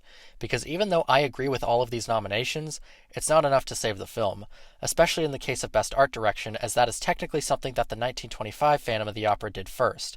I say that because they filmed on Stage 28, which was one of the longest sets they ever had in Universal Studios. This stage was home to an almost one-to-one replica of the Paris Opera House. Kinda perfect for Phantom of the Opera, isn't it? It was built in 1924 for the original Phantom of the Opera and was reused for this version. I should probably go into some of the making of this film. So this is an interesting case where they actually tried to do their own thing when compared to the original. Of course, there are still the staples of the falling chandelier and the mask removal scene. Otherwise, they tried to do something different. One of the original ideas for this remake was that Eric, the Phantom in question, at least in the original version, was actually a World War I vet with a major case of PTSD. That PTSD made him only imagine his disfigured face, although it seemed like most of the later ideas are a lot closer to the film we got. There's one element in the story that, depending on how you view it, can make the film make more sense or make it even worse. Originally, Eric Claudin, the Phantom in this version of the film, was supposed to be Christine's father. Now here's the thing. I can understand both sides of whether or not this should have been cut. While it does give a proper explanation as to why Claudin was so obsessed with Christine, it does feel a bit incestuous. That's precisely why it was cut in the first place. The Universal execs thought it would have been too incestuous. But in cutting it, it doesn't really feel like Claudin has a good reason for being this infatuated with Christine, because from the audience's point of view, he's probably just an obsessive creep. I feel like it works against the film in cutting that familial tie, because it does seem like throughout the beginning of the film we're supposed to feel sympathetic for Claudin. I'm not saying it would justify his later actions, but it makes sense for why he acted the way he did in the beginning. I'm actually going to talk about Eric Claudin as a character because I do think it's interesting. He's portrayed by Claude Rains, who obviously had massive shoes to fill. Do I think he fits those shoes? Claude Rains and Lon Chaney were going for very different things. I feel like it's not exactly fair to compare the two. But it's still Chaney, though. Claude Rains actually gives quite a good performance. when he's actually on screen. Yeah, after the first 30 minutes or so, he's not in the film very much, which is a shame because I think he's the best part of the film. Go figure. Actually, the casting of Claude Rains was interesting because originally he wasn't the studio's first choice. So an interesting thing is Lon Chaney Jr. actually expressed interest in playing the Phantom in this film, especially since it was one of his father's most iconic roles. Although, that's not the direction Universal wanted to go in. Universal actually wanted Charles Laughton, who played Quasimodo in the 1939 version of The Hunchback of Notre Dame by RKO, which is usually considered a remake of the 1923 Universal version, which Lon Chaney was actually a part of. This might have been their reasoning. Obviously, that fell through. Claude Rains was later cast as a freelance hire as he was between contracts with Warner Brothers. There's one famous thing about this. The reason why he's disfigured really bothers me. Not only was it because of a misunderstanding, but it also doesn't make much sense to me. So he submits his concerto, and when he realizes it's being played, he thinks the guy stole it and kills him. While yes, the guy was being an asshole to him, that seemed a little extreme of a reaction, especially since we didn't really get anything before that to show he could be outright violent. But here's the kicker. He gets his face covered in acid. Why? Like, I'll admit, I've never really been in an opera house, let alone how they work, but why would you need acid? Especially if it's the kind that can burn someone on contact. I don't know, it seems incredibly random. So when we get the reveal of what Claudine looks like after that incident, he looks more like Two-Face.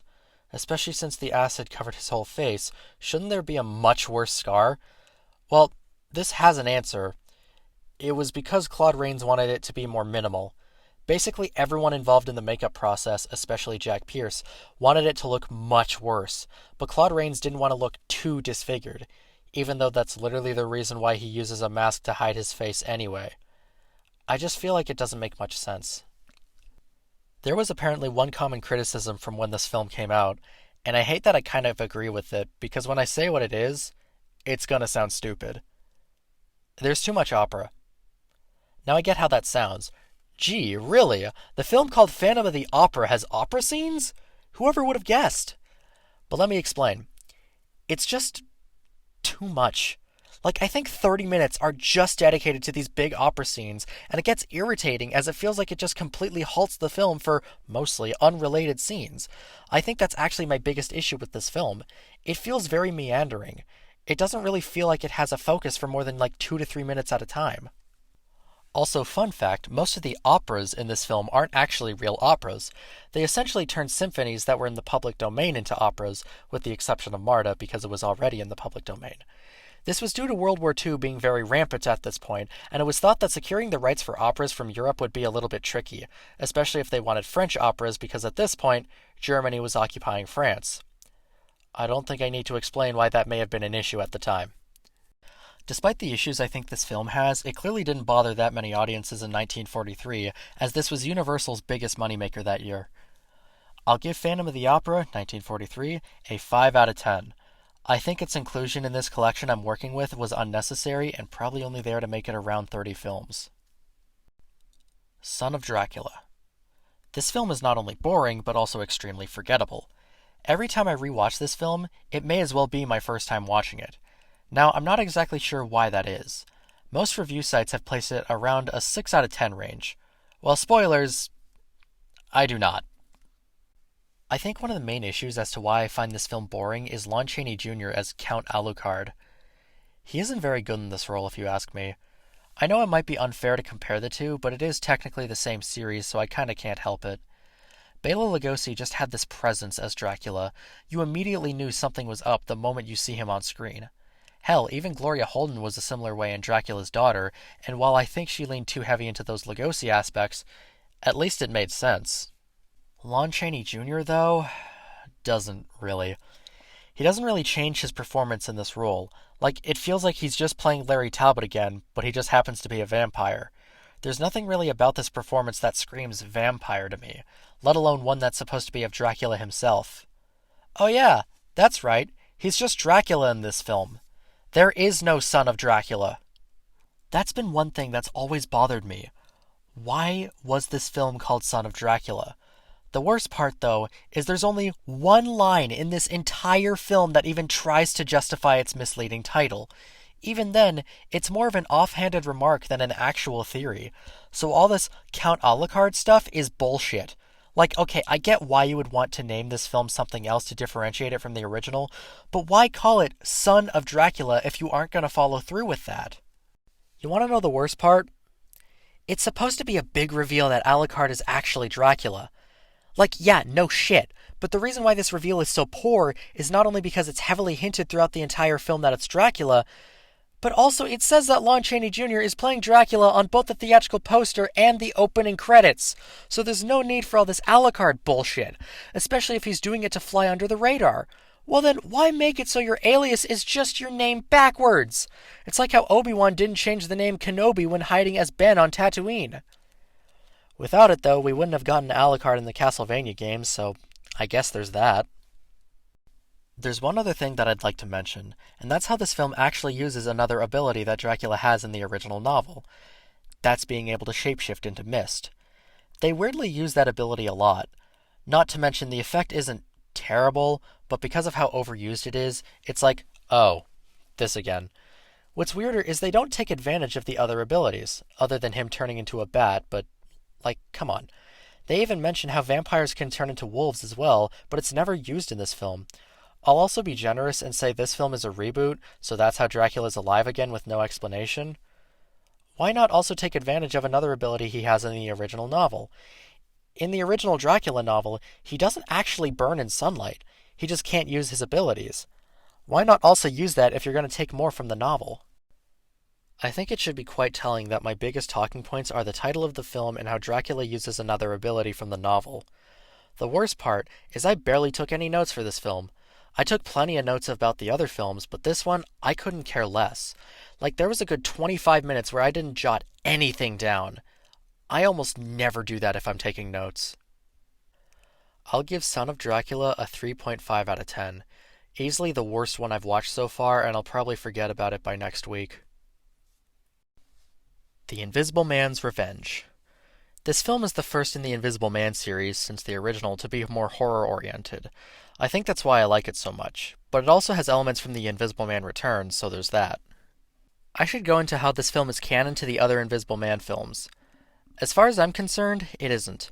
Even though the Invisible Man in this film is a guy named Robert Griffin, he has no relation to either Jack Griffin or Frank Griffin. While Invisible Agent tried to bullshit its way into being canon with the other Invisible Man films, this one doesn't really try to do that, and I appreciate it for that. Not to mention, Robert Griffin becomes invisible due to a mad scientist played by John Carradine. This isn't the first of the Universal Classic Monster films he's been in, but it's the first where he has been an important role. Little fun fact, you may have heard the name Carradine before. Well, chances are you might be thinking of this guy, David Carradine, who you may recognize as Bill from Kill Bill. He's the son of John Carradine. I know this doesn't have much to do with this film, but I thought it was interesting. Anyways, back to the film. Dr. Drury is the one who's responsible for making Robert Griffin invisible. There's no mention of monocaine and or duocaine, just like in Invisible Agent. And just like Invisible Agent, it also doesn't drive you mad. However, in this film, I don't really think that's needed. This film already makes Robert Griffin insane from the start, or at least on the brink of it. Robert Griffin is actually played by John Hall, who played Frank Raymond in Invisible Agent, making him the only actor to play an invisible man more than once in these films. At least the visible version, anyways. I should mention the special effects because I think they're almost at their worst here. I personally think Invisible Woman's effects are still worse, though. It's clear that this was the last Invisible Man film that John P. Fulton worked on, even if it was only partially. I will say there is one good scene where Robert is becoming invisible again, and he quickly rushes out of the room so he won't be seen fading. It starts with his skin going pale, playing into how monocaine and duocaine took the color out of everything, even if that isn't a factor in this story. And when his head starts disappearing, it's combined with a moving shot. It's quite impressive, especially since beforehand it was always a static shot. This film also has a pretty good scene involving darts in a pub, which I think later went on to inspire a later film in this video. I will say it's probably the one time this film tries fully leaning into comedy, and I think it works here. I'll give The Invisible Man's Revenge a 7.5 out of 10. A film that wasn't necessary, but enjoyable nonetheless. The Mummy's Ghost. This film is so unnecessary. This film is also why I brought up the ending of the last Mummy film. Because Karras is back! With literally no explanation. He just kind of shows up. Like, we could at least bullshit an excuse for Karras being alive in the Mummy's tomb, as Maybe Andoheb was able to revive him? But here, he literally just lumbers out of the woods. This film decided to take some elements from the Boris Karloff film, mainly the mummy's lover being reincarnated. In this film, it's the reincarnation of Ananka. Although it's still the same affair with Karras. He drags his foot around, strangling people for tana leaves, and has a caretaker. In this film, the caretaker is Yusuf Bey, played by John Carradine. For some reason, Andoheb comes back for this film. Like, didn't he die in the last film? Like, didn't he die right in front of Mehmet Bey? Why and how is he back? This film is just so strange with continuity. Speaking of continuity, there's one thing that bothered me on this most recent rewatch. So we learn in this film that Ananka's sarcophagus is in a museum. When did this happen? I ask this because I would assume they would have brought it shortly after the mummy's hand. But then if that was the case, why was it Mehmet Bey's mission to kill the Banning family and not to retrieve Ananka?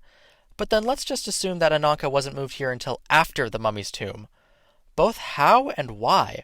Why would it have taken them this long to be able to move it, and how would they do it? Because it's clear that Andoheb was still alive to have something to say about it. I also don't fully understand why this film is titled The Mummy's Ghost. The best answer I have is due to the ending. Otherwise, I think it's just a title they gave it because they couldn't think of anything else. Also, small nitpick, not really for the film itself, but for the poster. Why is Lon Chaney Jr. on the poster like he's a character in this film? You never properly see Lon Chaney Jr.'s face because guess what? He's playing Karras again. So this is quite literally false advertising. I'd also like to mention the ending, because it feels like such a slap in the face and I think it's kinda hilarious. Well, throughout the film, the character Amina, who is the reincarnation of Ananka, starts having white streaks in her hair. This is later revealed to be her aging rapidly. This comes to a head when Karras is carrying her after Yusuf Bey fell in love with her, because this always seems to happen in mummy films, and she starts essentially looking like a corpse. The funny thing is it doesn't really feel like it's explained other than a shitty voiceover. The best I got is now Ananka is starting to reflect her age of 3,000 plus years because that's where her soul resides. Otherwise, this seems like an unnecessarily somber ending. I mean, sometimes I like a somber ending, but this felt so unneeded. I'll give The Mummy's Ghost a 6 out of 10. I don't hate it, but there was literally no reason why it should have been made, especially since it barely cared about its own continuity anyways. House of Frankenstein. This film boasts on the poster and in the trailers that it has Dracula, Frankenstein's monster, and the Wolfman all in the same film, even though basically none of them interact with one another. Seriously, Dracula dies at the 25-minute mark, the Wolfman and the monster, played here by Glenn Strange, are discovered at the same time, but the monster doesn't really become conscious until around the 1 hour 2-minute mark.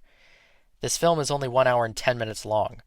The Wolfman also dies like right before the monster is fully conscious, so anytime you see the monster with the Wolfman, Larry's in human form, and the monster is just on a slab unconscious. Might I also add that for a film called House of Frankenstein, the monster is barely in it? Honestly, if you called this House of Dracula or House of the Wolfman, it would have been more accurate, but I digress. Despite the fact that none of the monsters really interact with one another, I didn't really mind. Why? Because of the main character of the film named Dr. Niemann, played by Boris Karloff. Yeah, the man who played the monster himself. He's amazing in this role. He steals every scene he's in. Honestly, it just tells me that he could have been a fantastic Dr. Frankenstein, but we should never forget Colin Clive. He also could have been a great novel-accurate version of the monster, too. I think Dr. Niemann is the best part of this film, and it's honestly a shame we never got him in more films, especially since he's basically just Dr. Frankenstein in this film. I will say, though, there's one thing about his character that I find incredibly distracting, and it's his plan near the end of the film. So his plan throughout the film is to get back at the people who've wronged him and who sent him to prison. This comes to a head with two of those people, Ullman and Strauss. He plans to put Ullman's brain into the monster, and he wants to put Larry Talbot's brain into Strauss's body. Here's the thing. They make it sound like Strauss would have the werewolf curse instead of Larry. But we know that's not how it works. Let's say the operation is successful. Larry's consciousness would have just been transferred to Strauss's body. It would have given him another body to become the Wolfman in. It's also never explained what Dr. Niemann would do with Strauss's brain either. It's such a dumb and needlessly complicated plot. I'd also like to go into the continuity of this film, because it's probably the most consistent between two films, for the most part. This film is supposed to be a direct sequel to Frankenstein Meets the Wolfman, but how does Dracula play into all this? He kinda doesn't really. This is yet another reboot if you think about it from the Dracula perspective. The main thing is Mr. Lampini found Dracula's coffin in Transylvania. The only one of these films to actually end in Transylvania is Dracula's Daughter, but that's not where Dracula died. In the first Dracula, he died in Carfax Abbey, located in London, due to a wooden stake in the heart. In Son of Dracula, he died due to sunlight on a New Orleans plantation. In this film, it is a stake through the heart like in the first film, but it was in Transylvania. Plus, Dracula is played by John Carradine. Yeah, I know, he's been in a lot of these films recently. So in regards to the Dracula series, this is basically another reboot. But it's surprisingly good with canon on Frankenstein meets the Wolfman, so that's good, I guess. I should mention there's another character in this film named Daniel, and talk about a guy who can't catch a break. See, he helps save this Romani girl named Alonka, who initially is hesitant of Daniel because he's a hunchback. She does start to take a liking to him, until she sees Larry Talbot for the first time and falls head over heels for him. This all comes to a head when Daniel tries telling her that Larry's a werewolf. And how does she react? I don't believe you. You're making it all up. Because you're jealous. I hate you. You're mean. And you're ugly. I hate you! I hate you! I hate you! The worst part is she actually does believe him and confronts Larry about it. So you did believe him? Then what was all that for? Holy shit, lady! Look, if you don't like him, that's fine, but talk about an overreaction. I mean, the Wolfman does kill her, so there's that, I guess. This actually comes after what is, in my opinion, the best Wolfman transformation in any of these films. It's done a lot more smoothly than it normally is in the other films. I will say, though, that the ending is pretty tired. There's an angry mob that suspects Dr. Niemann is messing with the monster, they light the place on fire, and the monster escapes with Dr. Niemann. This comes to a head when the monster drags Dr. Niemann to a swamp filled with quicksand. How poetic that Boris Karloff is killed by the very creature he helped first bring to life. Again, it's like poetry, so if they rhyme. Shut up, George, that doesn't even really apply here. I'll give House of Frankenstein a 7.5 out of 10. With another great performance by Boris Karloff, what's not to love? The Mummy's Curse. This film is a breeze to watch. That's a bad thing. It's just a rehash of The Mummy's Ghost, and somehow a lot worse at it. The worst part is this came out the same year as The Mummy's Ghost, only 5 months later, which means it's somewhat consistent with continuity. I mean, it's hard to bullshit the continuity when the last film was way more fresh in people's minds. This film does have a recap, but it's of Karras' origin? The funny thing is they still use the clips of Tom Tyler as Karras, despite the fact that Lon Chaney Jr. is still Karras in this film. I mentioned this previously, but I just think it's funny that they didn't change it to reflect Lon Chaney Jr. being the new Karras. This film also has a weird time jump. So as mentioned previously, The Mummy's Tomb was a 30-year time jump from The Mummy's Hand, meaning that we went from 1940 to 1970. Fine, whatever. The Mummy's Ghost still takes place in 1970, so there's that. But then this film decides to set it 25 years from the last film. So that would make this film in 1995. I don't think I need to tell you how hilariously stupid this is. In fact, it's even more asinine than it was in The Mummy's Tomb because they literally never play into the time jump. Okay, the only thing it plays into is people not believing the tale of the mummy that drowned in the swamp. Yeah, here's the thing. People were already skeptical of Karras even existing in the last two films, so this 25-year time jump is so unnecessary. So here's another thing that really bothers me. The presence of Karras' caretaker in this film. So here's the thing. Yusuf Bey, Karras' last caretaker, was killed by Karras. So in this film, he has a new one. How? It's clear that only one person at a time is supposed to know of Karras' existence. This is precisely why Andoheb trained Mehmet Bey and Yusuf Bey in previous films. So why can Ilzor, Karras' new caretaker, just learn how to keep Karras alive, let alone have a servant with him to learn it all too? I thought this was supposed to be knowledge only very few people knew. How does he know any of this? Why does he know any of this? It only makes me question why Andoheb had to be in the last two films, especially when he was gunned down at the end of The Mummy's Hand. That should probably be a major sign, along with the short time frame that they had to make this film, that they were desperate for money. Hell, even Lon Chaney Jr.'s makeup as Karras looks worse. Okay, to be fair, it's not actually makeup, it's a latex mask. This was supposedly done to give Lon Chaney Jr. a break. It was also probably shorter to apply than the other makeups, meaning less time Universal would have to pay for, also just probably a cheaper effect to do as well. Small nitpick. Why the hell is this film called The Mummy's Curse? There is technically no curse in this film, unless you count Karras being alive, but that's due to Tana leaves. In fact, basically all these films have stupid titles that don't really reflect their plots. I'll give The Mummy's Curse a 4.5 out of 10. Everything about this film feels dull and cheap. The worst part is it's over before you know it, and you question why you essentially wasted an hour of your life. House of Dracula. This film is basically a repeat of House of Frankenstein, but worse. But here's the thing. The continuity is a little strange.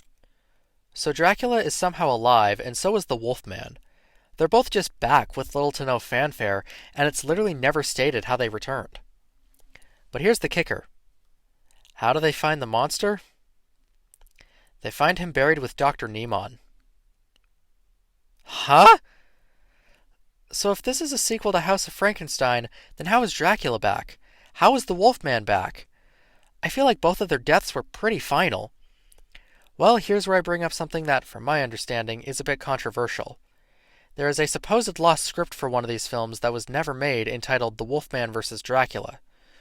The reason why this is so controversial is it seems to follow up on House of Frankenstein pretty well in regards to Dracula and the Wolfman. However, it's stated that this was supposed to be a sequel to Frankenstein Meets the Wolfman, so unless the script inspired bits from House of Frankenstein, it seems a bit suspicious. Either way, I haven't read it, and probably never will, and it's not canon anyway. Whatever canon means anymore in these films. There's plenty of things I find strange about this film. Let's start with Count Dracula, the namesake of the film. He's once again played by John Carradine. I already went over how he's just back now, but there's other things I don't quite understand. For one, what the hell is his plan? Because the start of the film establishes how he seeks a cure for his vampirism. Okay, that's new. He goes to Dr. Edelman, the mad doctor in this film. Okay, mad might be stretching it. He's a relatively normal guy at the beginning. Either way, not too long after Dracula goes to Edelman for this supposed cure, he starts taking a liking to one of Edelman's assistants, and it seems like he wants to sabotage the experiment. Was that his plan from the beginning, or was it just like fuck it, I'm staying a vampire? I'm inclined to believe it's the latter, because the only setup for it being the former is literally one shot at the very beginning of the film when Dracula sees this assistant sleeping. Otherwise, it seems really dumb. This comes to a head when the regular blood transfusions he did with Edelman is tampered with, where Dracula contaminates Dr. Edelman with his blood. What is his goal here?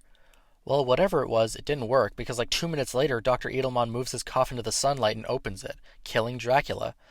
Once again, making it so Dracula doesn't really interact with any of the other monsters, except for literally one brief scene with Larry Talbot in human form.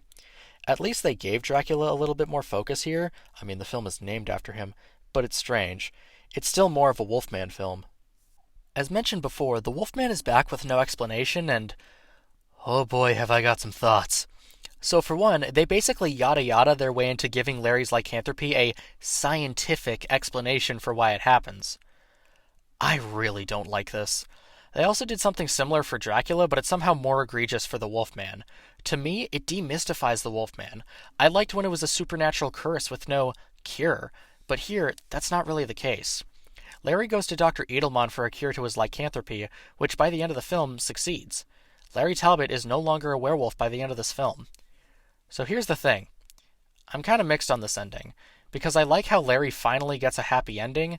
However, I think the idea of curing lycanthropy kind of goes against its original mythology, or at least the mythology built on in these films. I think it being a supernatural curse that cannot be fixed by any means is interesting. So remember how I mentioned that Dr. Niemann was the best part of House of Frankenstein? Well, it's kind of the opposite here. Dr. Edelman is clearly supposed to be a stand-in for Dr. Niemann, and I think he's the worst part of this film, especially after Dracula is killed by him. This is after Dracula contaminates his blood, so you'd probably expect Dr. Edelman to become a vampire because of this, right?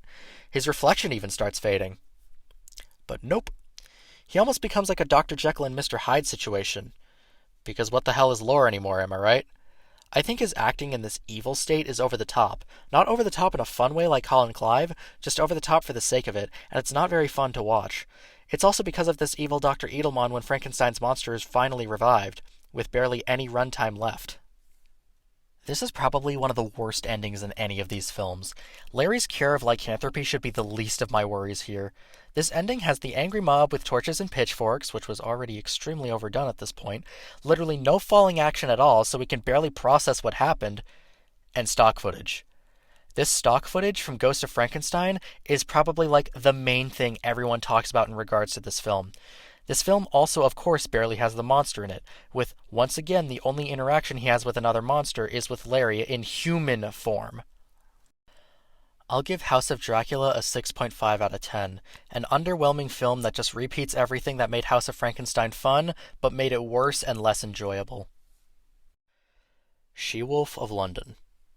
This film is awful. Pure garbage. It has literally nothing to do with the rest of these films, so why it's included on this box set is beyond me. Do you want to know how many notes I wrote for this film?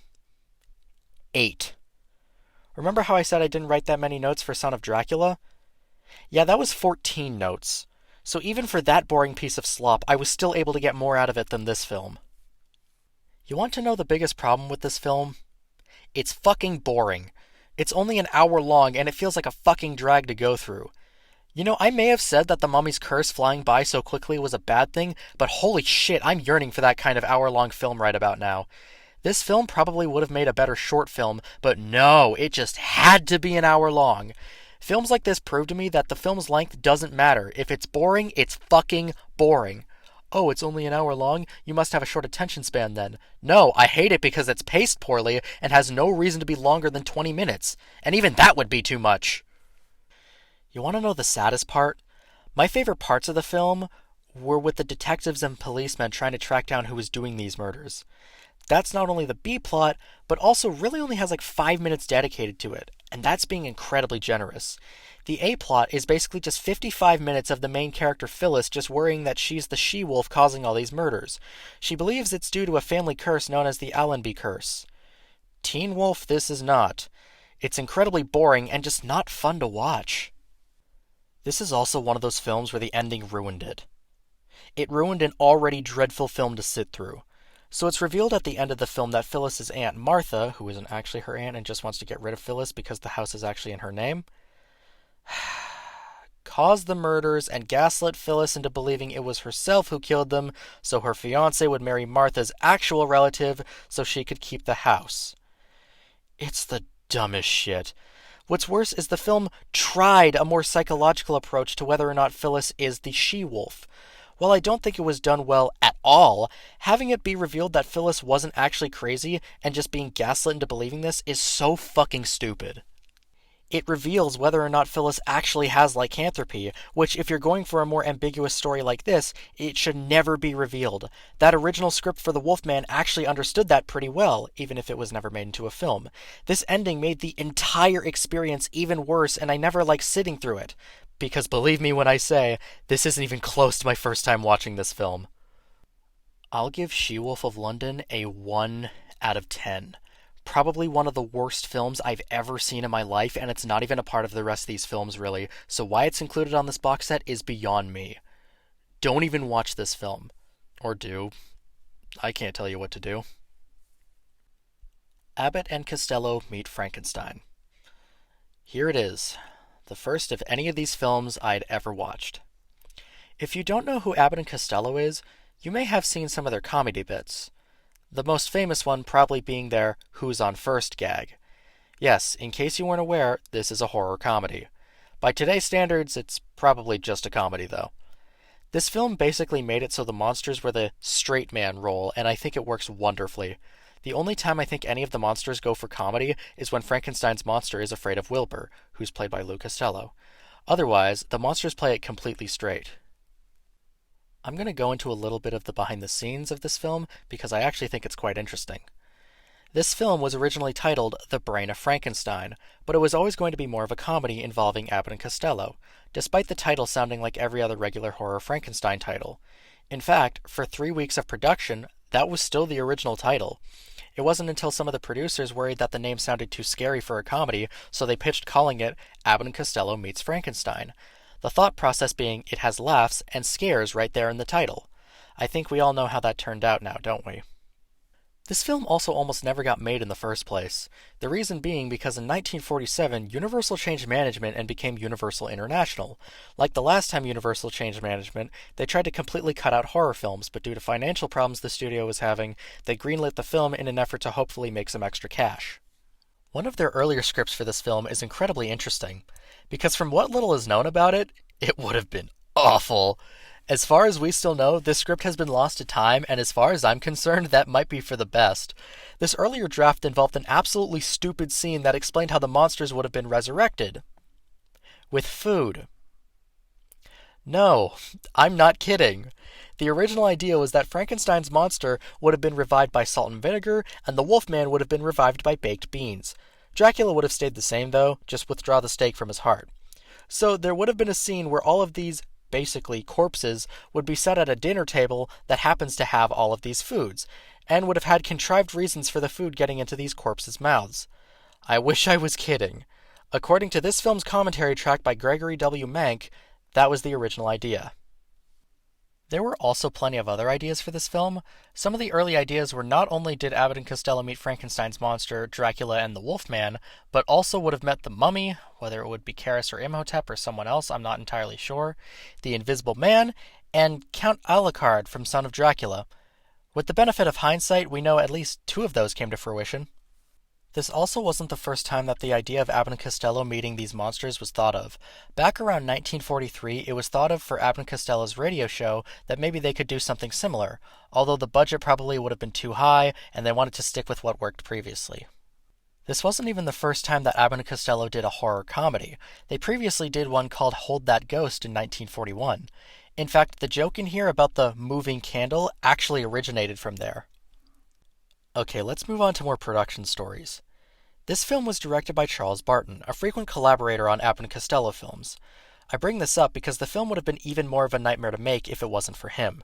It's stated that Lou Costello was always extremely hard to work with on set and would frequently not listen to his directors except for Charles Barton. Even if he thought Charles's idea wouldn't have worked, he'd still always do it at least once because of the amount of respect they had for one another. That still didn't change how hectic the production was. You might not be able to tell from the film itself, but Abbott and Costello didn't really want to make the film. They were notoriously difficult to work with and may have been partially responsible for the film going over budget and behind schedule. Anytime they actually were on set, they always wanted to keep their energy high, so they brought in a third guy named Bobby Barber to keep spirits and laughs up during production. Probably not helping going over budget and behind schedule. Sometimes there would also be pie fights. Usually not with the monster actors though, as it would have ruined their makeup, but yeah, this was a hectic production. There's actually a common misconception that Bela Lugosi hated all of the clownery going on during production.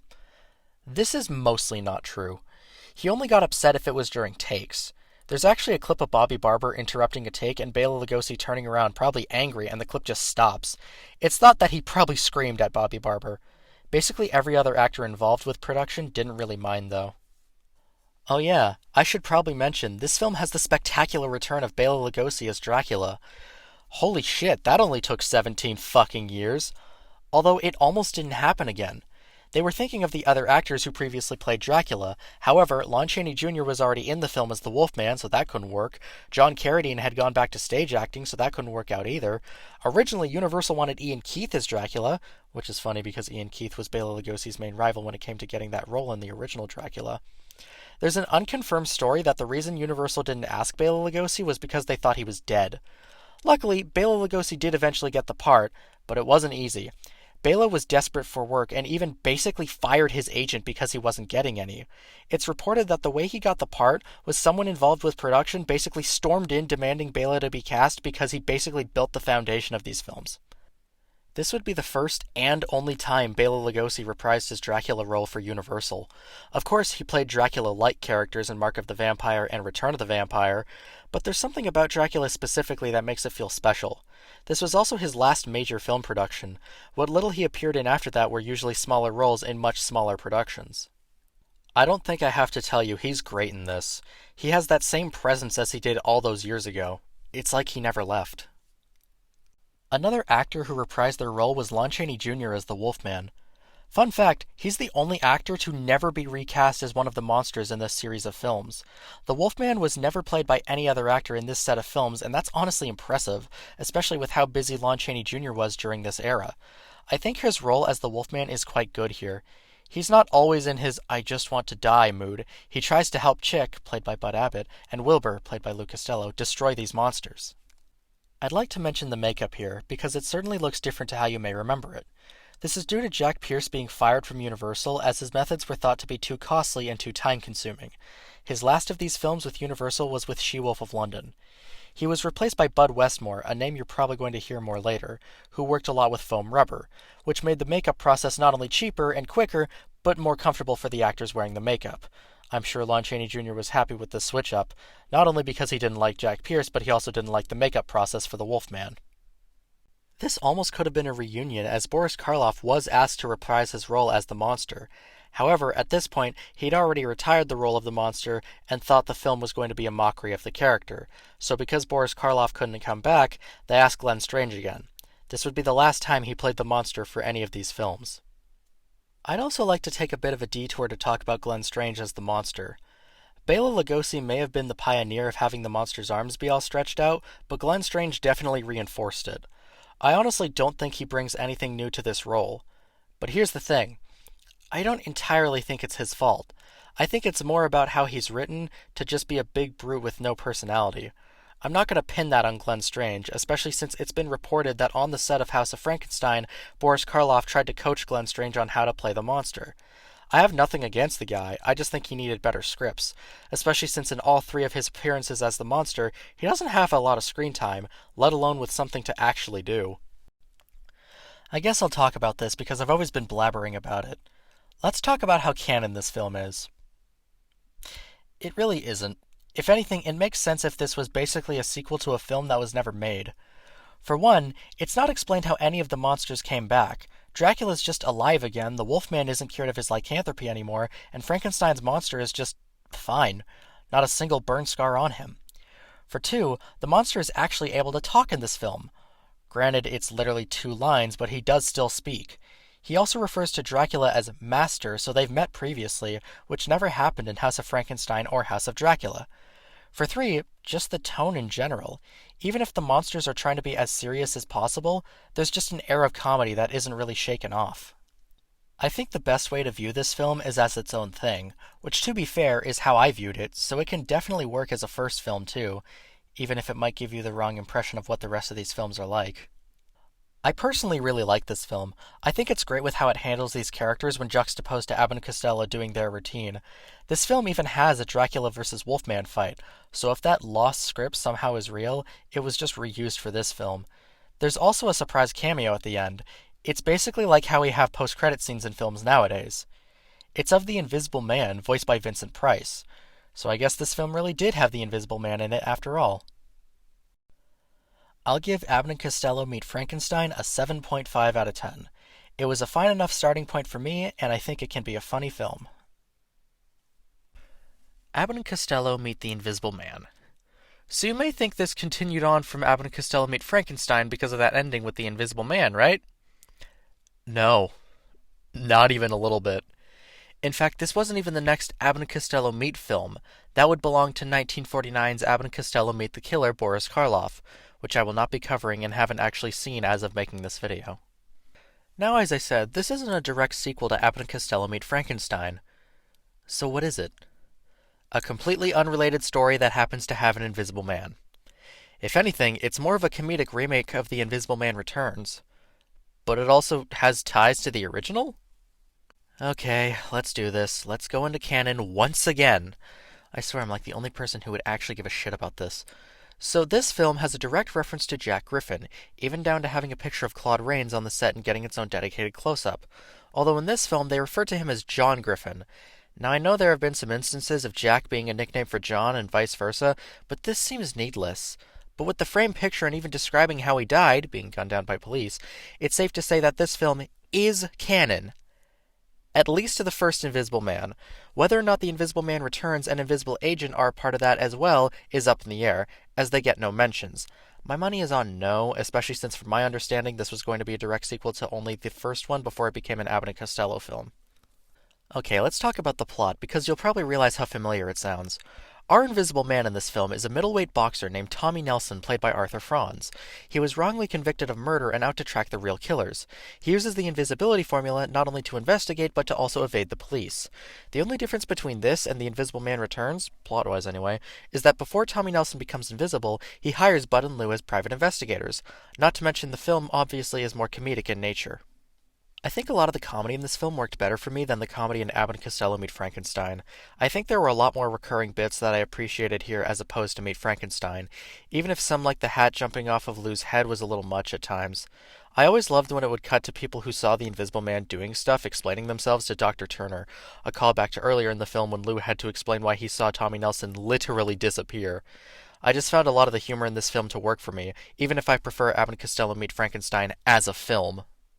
A big standout for this film, if you ask me, is near the end when Lou goes into a boxing ring and basically has Tommy Nelson box for him. I think the scene is quite funny and also a funny climax. And completely unrelated, but the guy he's fighting is named Rocky Hanlon.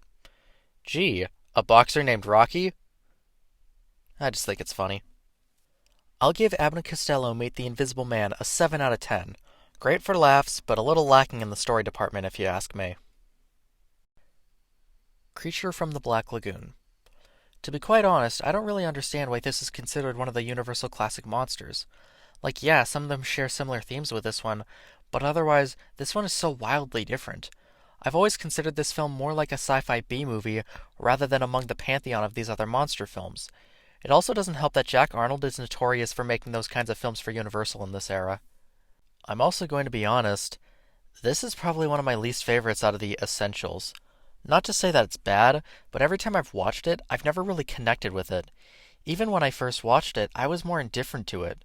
Hell, it wasn't until this most recent rewatch when I found a bit more appreciation for it. Even then, it's still a far cry when compared to the other films, if you ask me.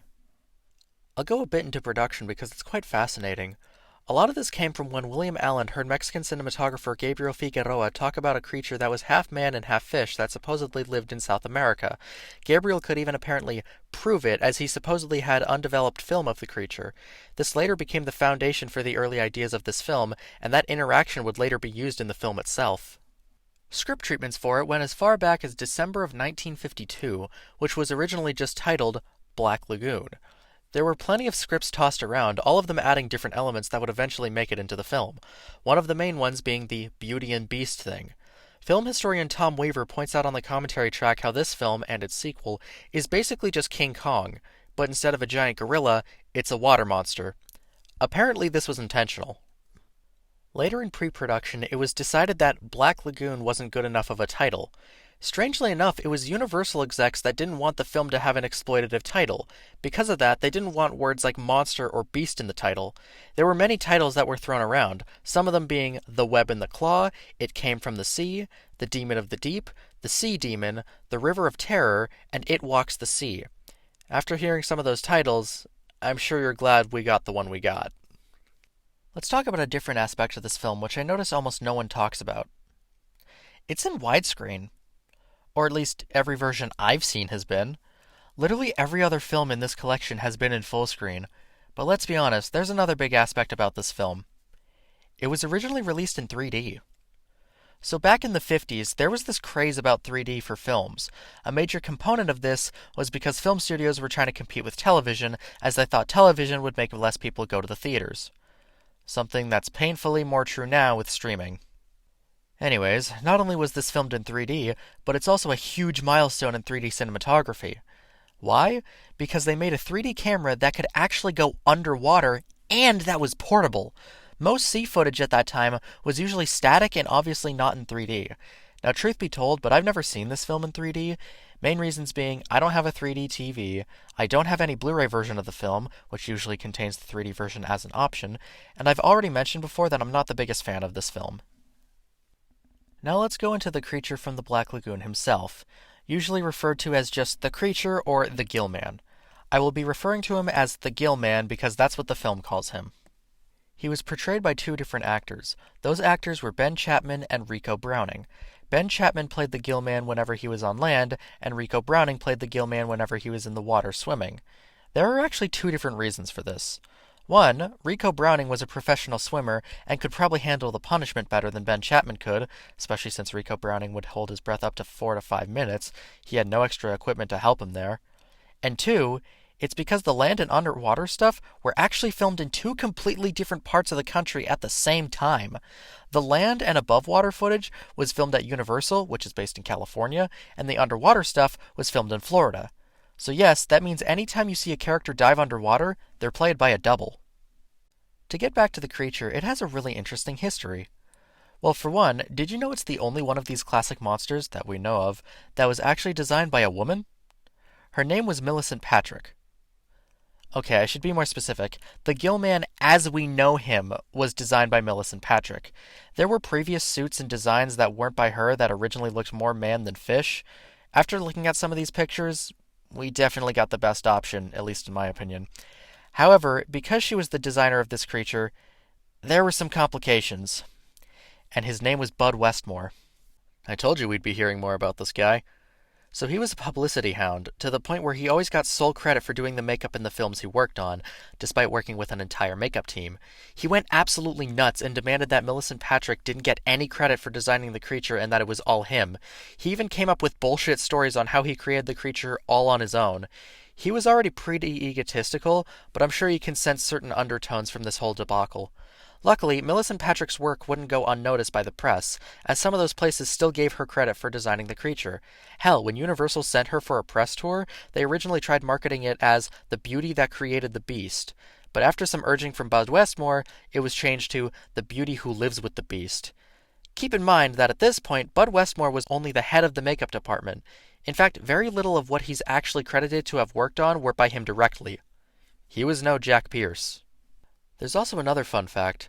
Most pictures you'll see of the Gill Man are way more vibrant than he actually was on set. It's the same situation as people thinking Frankenstein's monster was green.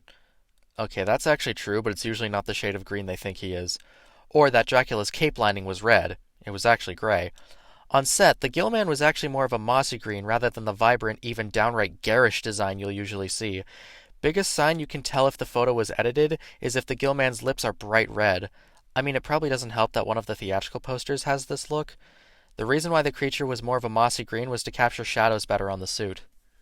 Another thing about the Gill Man is originally we weren't supposed to get a good proper look at him until at least halfway into the film. However, this was changed due to how much the Gill Man suits cost, so they decided to utilize him throughout the film as much as possible. Although there's still points in the film where he's purposefully obscured, which I think enhance the film. It's definitely no coincidence that back in 1954 when this film first came out, the standout horror moment was when the Gill Man killed those two guys in the beginning of the film. There's also another detail that I didn't notice until this most recent viewing, and then watching the documentary and listening to the commentary track. Whenever the Gill Man is shown underwater, he doesn't have his eyes. There's actually a reason for this. It's because of Rico Browning's difficulties involving equipment that would protect his eyes. He was going to use goggles, but the problem was that if water got in the goggles, you couldn't really get it out. Then they tried experimenting with a normal diving mask, but that would have made the Gill Man's face puff out too much. So Rico just decided to not have any eye protection. This, combined with him having to hold his breath while also wearing a suit that I would imagine makes it very difficult to swim, made it a very difficult role. To stick with the topic of eyes, there's actually another thing about the creature's eyes whenever he was played by Ben Chapman. There were actually 3 sets of eyes. One set for close-up shots, which were very hard to see out of, another for medium shots, which were a little easier to see out of, due to the cutouts in the eyes being bigger, and another pair for wide shots, which had even bigger eye holes and made it easy to see out of. Actually, there's a story on set where, because Ben Chapman had one of the eyes that were a bit harder to see out of, he accidentally bumped Julie Adams' head on a fake rock. He was supposed to be carrying her for a scene, and he couldn't see where he was going very well. There's actually an image for when she was getting patched up, which I find quite humorous. Not because Julie Adams got hurt, but because of the way Ben Chapman is crouching down in the Gill Man suit. Okay, I'll talk about one more scene about the Gill Man, because, well, it's probably one of the most famous scenes from the film. It's when Kay, Julie Adams' character, is going for a swim while the Gill Man is admiring her. I feel like this one scene would make one hell of an essay. People have talked about how it may have went on to inspire the opening of Steven Spielberg's Jaws. You could also read it as an homage to King Kong with the way that the gill man examines her and messes around. You could also view it as a subliminal scene for sex. Apparently, according to the crew and even Jack Arnold himself, said that was the intent behind the scene. Even the way that the creature tries mirroring what Kay is doing is fascinating. I'll give Creature from the Black Lagoon a 7 out of 10. As I'm sure you can tell by now, I think this is one of those films where I'm more fascinated by how it was made rather than the film itself. Revenge of the Creature. So if the King Kong parallels weren't apparent enough in the last film, this film makes it even more clear. The first film was basically the Skull Island portion, and this film is the King Kong terrorizes the city portion. This is kind of a backhanded compliment for me. Like, I can't help but think of King Kong, but at the same time, I like King Kong. Either way, the parallels definitely don't go unnoticed. This film also has some interesting behind-the-scenes tidbits, though not nearly as many as the first film. For one, the Gillman suit is actually slightly different in this film. The main way you can tell is the head. The eyes are now a part of the mask, which means that any underwater shot where the Gillman doesn't have his eyes is reused from the first film. Also, some of the underwater stuff of the Gillman is played by other actors. It's still primarily Rico Browning, however there's some shots where it's not him. This new head was also molded around the other actor's head, so that means in some scenes, whenever Rico Browning was wearing the helmet, there would be a stream of bubbles, which kinda accidentally created the lore that the Gillman might have a blowhole? I think it's interesting. There were actually plans for a sequel to Creature from the Black Lagoon before the first film even started shooting. Some plans actually dated back to 1952, 2 years before the first film would come out, and 3 before this film would come out. It's very unclear on how many of those sequel ideas actually wound up in this film, however, or at least not any that I was immediately able to pinpoint. The production title on this film was literally just Sequel to the Creature from the Black Lagoon.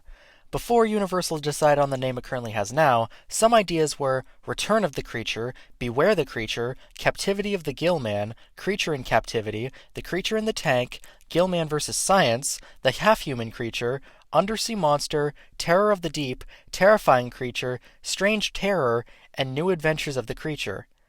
I'm like 99% sure some of those were just made up by Tom Weaver on the commentary track. Like, there's no way, right? Well, I guess there's also the question of, what is the Gillman getting revenge on? Honestly, I'm not the biggest fan of the title. Gee, the guy that would complain about titles doesn't like this one? What a shocker. But it's also because Revenge of the Creature sounds too generic of a title to be a Creature from the Black Lagoon sequel. What if they just kept the full title, so it would be Revenge of the Creature from the Black Lagoon? Maybe that's just the Planet of the Apes fan in me thinking overly long titles like this are funny. This film also may have been the last 3D film by Universal, for the 50s anyway. It had a resurgence in the 80s and then again in the 2010s. We still have 3D films, but they're not as prevalent anymore. I obviously haven't seen this film in 3D either, but I honestly don't know if it would make it feel any different. At least in the first film, I could see how it would be cool in 3D, but here, not so much. Okay, I'm sure you know the trivia that this is Clint Eastwood's first film, and if you didn't, well, there you go. But I should probably have another way of looking at this trivia. Oh, I know. Okay, so in Back to the Future Part 3, stick with me here, when Marty McFly changes into his Western outfit that Doc Brown gives him, and when he says, Clint Eastwood never wore anything like this. This scene takes place in 1955. And what's right next to Marty when he says that line? A poster for Revenge of the Creature. So not only is it a cute nod to his first film, but also era appropriate. To a degree. Revenge of the Creature would have ended its theatrical run by then, but shush. I'm gonna be honest here, I always hated this film until the most recent rewatch. I always thought this film was so boring and that it was completely unneeded. Which, okay, that second part is still true. It also kind of felt like a massive advertisement for Marineland. Hell, it doesn't help that a good chunk of it was actually filmed there. Now, I could not tell you why my opinion changed so drastically on this film. Sometimes my opinions would change slightly, but it was never anything this drastic. I'll give Revenge of the Creature a 6 out of 10. This is probably another film I'll mostly forget about by next week. Abbott and Costello Meet the Mummy. This is probably the most dated out of the main 3 Abbott and Costello Meet films. Like, there's a few more dated jokes in this one than in any of the other ones. They weren't enough to ruin my experience, but there were points where I was like, oh boy, that wouldn't fly today. This film is a similar situation as Abbott and Costello Meet the Invisible Man, where I prefer its humor, but Abbott and Costello Meet Frankenstein I prefer as a film. I also noticed there was a weird thing. And that's how apparently their character names are Peter Patterson and Freddie Franklin. But in the film, I don't think they ever referred to each other by those names. It's just Bud Abbott and Lou Costello. At least Abbott and Costello Meet the Invisible Man got around this by having their middle names as their last names. Why even give them character names in the credits if they're just going to ignore that in the film itself? The mummy this time is a character named Clarice. Gee, I wonder which mummy they're parodying. So safe to say this film isn't canon to the other mummy films. I'm not even joking when I say that Clarice might be my favorite mummy design from any of these films. Yeah, it's clear the bandages on his body are just a rubber suit, but I mean specifically the face. The way the eyes are almost perpetually closed, the way the wrappings are formatted around the face, the way the skin underneath looks rotted. It's all great. I just think it's strange that this kind of design was used for this film. A comedy. This mummy is also basically just Karis, but instead of having an arm stuck to his torso and a foot dragging along the ground, he's basically just like how everyone imitates Frankenstein's monster. This film was the last of the Abbott and Costello Meet series, or at least the horror ones anyway, as this was right before Abbott and Costello split up. It also doesn't help that Lou Costello sadly passed away only 4 years after this film came out due to a heart attack. It's truly sad, as I do like these films. I still need to watch Abbott and Costello Meet the Killer Boris Karloff and Abbott and Costello Meet Dr. Jekyll and Mr. Hyde. I'll give Abbott and Costello Meet the Mummy a 7 out of 10. Good laughs, especially the shovel is my pick bit, fine enough story, and fun scares. The Creature Walks Among Us. Here we are, the end of the road. Not only for the Creature from the Black Lagoon series, but also the Universal Classic Monster series. How does it end? On a sour note. Not to say this film is bad, although I don't feel comfortable calling it good either, but it's definitely an underwhelming film to finish on. I think this film's biggest problem is perfectly summed up on the commentary track for this film. It felt like they had a great 60-minute film, but they had to pad it out to 80 minutes. I feel like there's other stuff as well, but I honestly agree with that statement. This film does something different with the Gill Man, and that's to make a film more about his human side. It's not just showing more emotions from him, it's due to an accident where the creature becomes severely burned, which isn't even the first time it happened, but I guess it was just too much this time. So scientists surgically make him more human, so he'll be able to use his lungs to breathe properly rather than using his gills. This film further solidifies in my eyes why the Gill Man doesn't feel like one of the other Universal Classic monsters and just a sci-fi B-movie monster. This film, and more specifically this design, feels way more 50s sci-fi than horror to me. It is a good concept, though. Unfortunately, they don't do enough with it, in my opinion, especially since we don't even get our first sequence with this new Gill Man until like 45 to 50 minutes in. Although what we do get with him is great.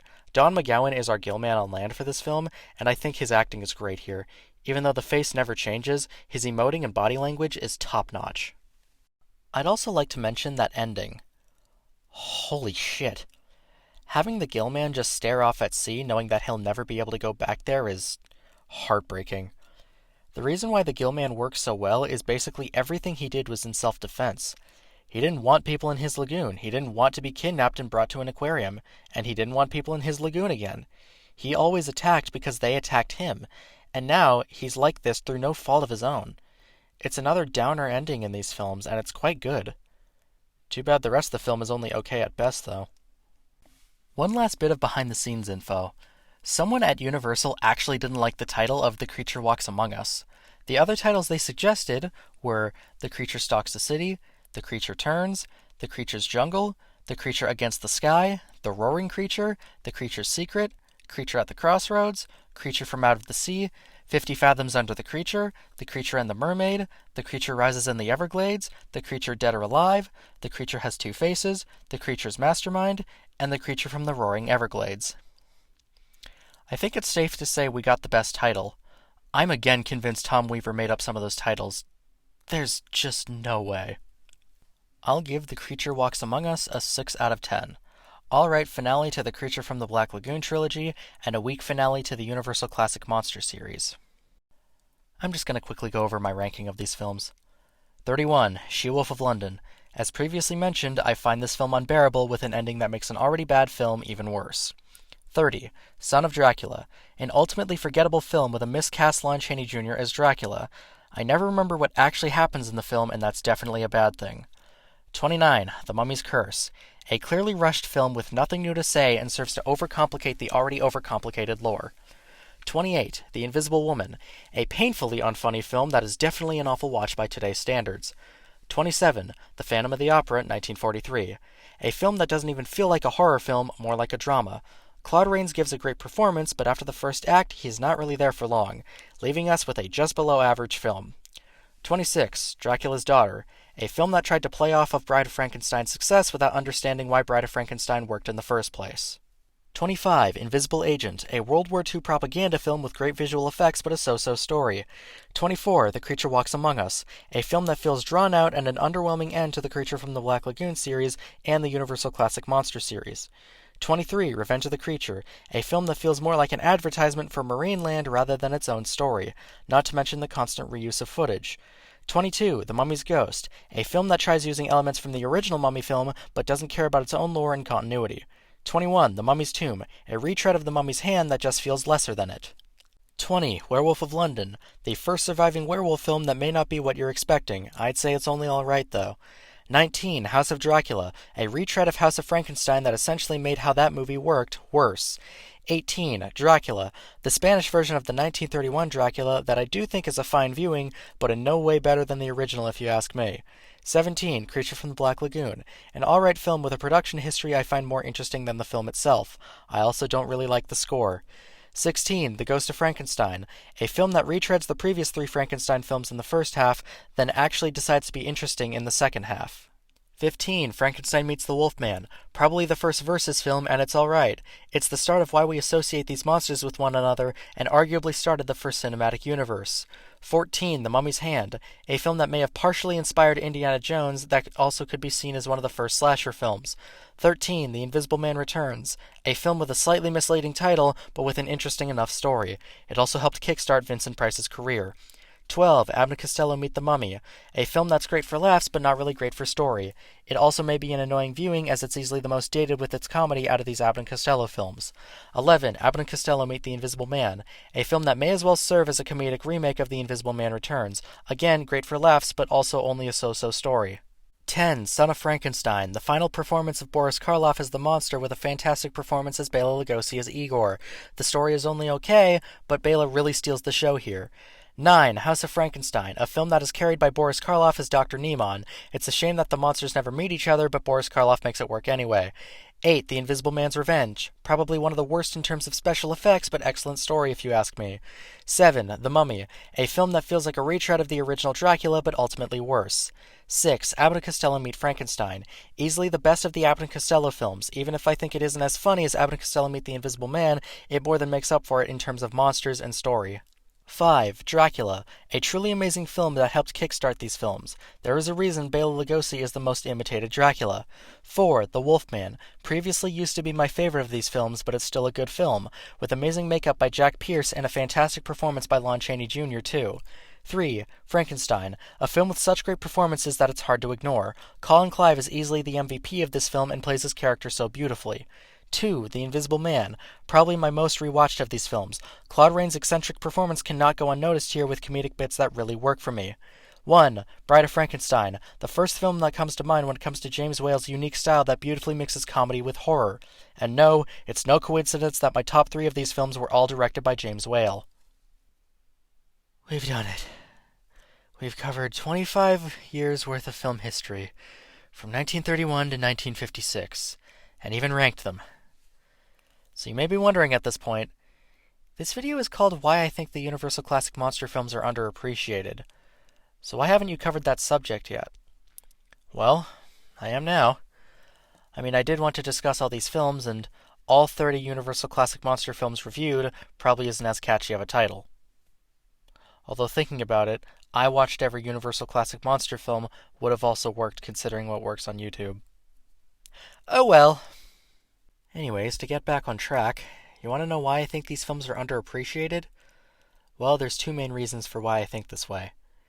The first, and probably most obvious one, the age of these films. The first film in this video came out a whole 93 years ago. Now I know that might be a silly reason, but I do know that some audiences have a problem with black and white films, so these films might be a big ask for them. Let's also not forget the audio quality. I'm not sure why the stigma on older films exists, but it's certainly there. Hell, at this point, trying to convince someone to watch a film older than like 1980 is already a difficult task. Okay, I'm being slightly hyperbolic, but still. I think these films have flown under the radar due to their age. The second is just their general place in pop culture. I feel like we're at a point where people aren't even aware that these depictions of these monsters are from films, let alone ones this old. They might know small aspects of these monsters, but not why that's the case. They know Dracula has what sounds like a Hungarian accent, but not who Bela Lugosi is. They know that Frankenstein's monster says, "Fire bad," but they don't know why the monster has such an aversion to fire in the first place. These have just become the status quo, and they're taken for granted. I don't find many people who even know these films exist, let alone ones that have even watched them. That's why I find these films go underappreciated. Every time I hear about underrated horror films, or films in general, these almost never pop up. Because they're popular? No, because they're very unpopular, which I guess would be the point of being underrated. I always find it interesting when I bring up one of these films to people, and they just look at me like, what? That's ultimately why I think these films are underappreciated, and I think that more people need to see them. Not only for general film history, as also these films help pioneer a lot of techniques used in film later, but also for horror history. Let's be honest here, directors like Steven Spielberg, John Landis, Joe Dante, and many others wouldn't be the directors they are without these films. Makeup artists like Rick Baker, Greg Nicotero, Tom Savini, Stan Winston, and many others wouldn't be the makeup and special effects guys they are without these films. These films have inspired so many people in the industry who are now inspiring us. Without the Wolfman, we wouldn't have films like An American Werewolf in London. Without the creature from the Black Lagoon, we wouldn't have films like Jaws. I guess I should be talking more about the legacy these films had and what the future has in store for them. I'll go monster by monster to make it easier. Dracula. If we're talking strictly Universal, then there isn't much that came out after these films. Like, we got a remake of Dracula in 1979, starring Frank Langella as Dracula. Universal also made a film about Van Helsing in 2004, which actually caused them to re-release a bunch of these films on DVD for the first time. They also made Dracula Untold to kickstart a cinematic universe with all these monsters. Because of course they did. More on that later. Since then, we've also had films like Renfield in 2023, which is sort of a sequel to the original Dracula. I wouldn't see it as such because it's barely related. It also sucks if you ask me. Shortly later in that year, they released The Last Voyage of the Demeter, which was based on one chapter in the original Dracula novel. I liked it just fine. Early this year of 2024, we had Abigail, which I've yet to see as I'm recording this, which is a reimagining of Dracula's daughter from my understanding. In regards to other studios, that's a whole other can of worms. Hammer Films had a series of Dracula films starring Christopher Lee from the late 50s to the early 70s over the span of 15 years. There's also films like Monster Squad, which basically idolizes all these monsters. Even films like the Hotel Transylvania series parody the Bela Lugosi Dracula, mainly in that Adam Sandler does a Bela Lugosi impression. Dracula isn't going anywhere for the time being. Frankenstein's monster. If we're talking strictly Universal, I'd honestly say it's even more barren than the Universal Dracula films. I can really only think of Van Helsing, and even then, it's not for very long. Other studios, however, is a different story. Hammer Films also made a series of Frankenstein films starring Peter Cushing as Victor Frankenstein from the late 50s to the early 70s, spanning 16 years. Herman Munster from The Munsters also draws clear inspiration from Boris Karloff as Frankenstein's monster. A parody of these films called Young Frankenstein came out in 1974 and was directed by Mel Brooks.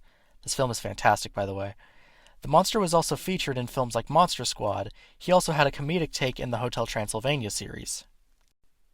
As for future plans, we know that one is being cooked up by Guillermo del Toro starring Jacob Elordi, Oscar Isaac, and Mia Goth. From my understanding, it's finished filming. I'm hoping it's good, as I quite enjoy his films and I want to see his take on this story. The Mummy. Here's one that's going to be dominated by Universal-made films. Universal remade The Mummy in 1999, which then became a trilogy, which also had a spin-off series about the Scorpion King. There was also a Mummy film in 2017 starring Tom Cruise, which was again supposed to be the start of a cinematic universe, to which it failed. Badly. Seriously, this film sucks. Just don't watch it. In terms of other studios, the main one I can think of is Hammer Films, but I'm not very familiar with those. Also Monster Squad, but that's kind of a given at this point. Not sure what the verdict on Mummy films are, but I wouldn't be surprised if there's plans for another one soon. The Invisible Man. As far as I'm aware, the films that came out after this were more made in Japan, except for maybe Hollow Man, which came from the director of Starship Troopers and RoboCop. This was until 2020 when Leigh Whannell, probably most famous for the Saw and Insidious series, wrote and directed a take of The Invisible Man, which is quite good in my opinion. The Wolfman. See, now this one's tricky because if we're talking about direct adaptations of any sort, there's really only one, for now, which is the Wolfman remake from 2010, which had Benicio del Toro as our titular character. There's other films that it inspired, such as An American Werewolf in London. It also inspired the Marvel special Werewolf by Night, before they released a color version that makes the film look like absolute garbage, but I digress. He also kind of had a version in Monster Squad, Wolfman's Got Nards and all that. But in terms of direct remakes or adaptations, it's basically nothing. Until 3 months from when this video comes out, assuming it doesn't get delayed again. Leigh Whannell is now writing and directing his own take of the Wolfman starring Christopher Abbott. Based on the trailer, it does look a little interesting, but if that first look we got at the Wolfman design is true, oh boy. Creature from the Black Lagoon. There is practically nothing. He made an appearance in Monster Squad, but otherwise, yeah. I mean, apparently Universal did have plans to remake Creature from the Black Lagoon back in the 1980s, with Jack Arnold back to direct, John Landis to executive produce, and Rick Baker to do creature effects. This fell through, however. Although there was a Creature from the Black Lagoon musical in 2009 to 2010, for some reason. The closest to a remake of this film we have is The Shape of Water, directed by Guillermo del Toro, which is an interesting film to say the least. I mean, it also won Best Picture, so I guess there's that. Even if I think Get Out deserved it more, but whatever. Although now we know there are plans for James Wan to direct a remake of The Creature from the Black Lagoon, and part of me wonders if this is due to Aquaman. These monsters are certainly iconic. Even if people don't know where a lot of the tropes came from, they are certainly still aware of these characters. If you were at all interested before, give them a watch. Even though I spoiled literally every single film here. Are they dated? Oh, absolutely. I'm not even going to pretend they're not. But I think there's an entertainment value there, and I can show you what may have inspired some of your favorite filmmakers. I appreciate you listening all the way through my yapping, and I'll see you all next time. Oh, and happy Halloween.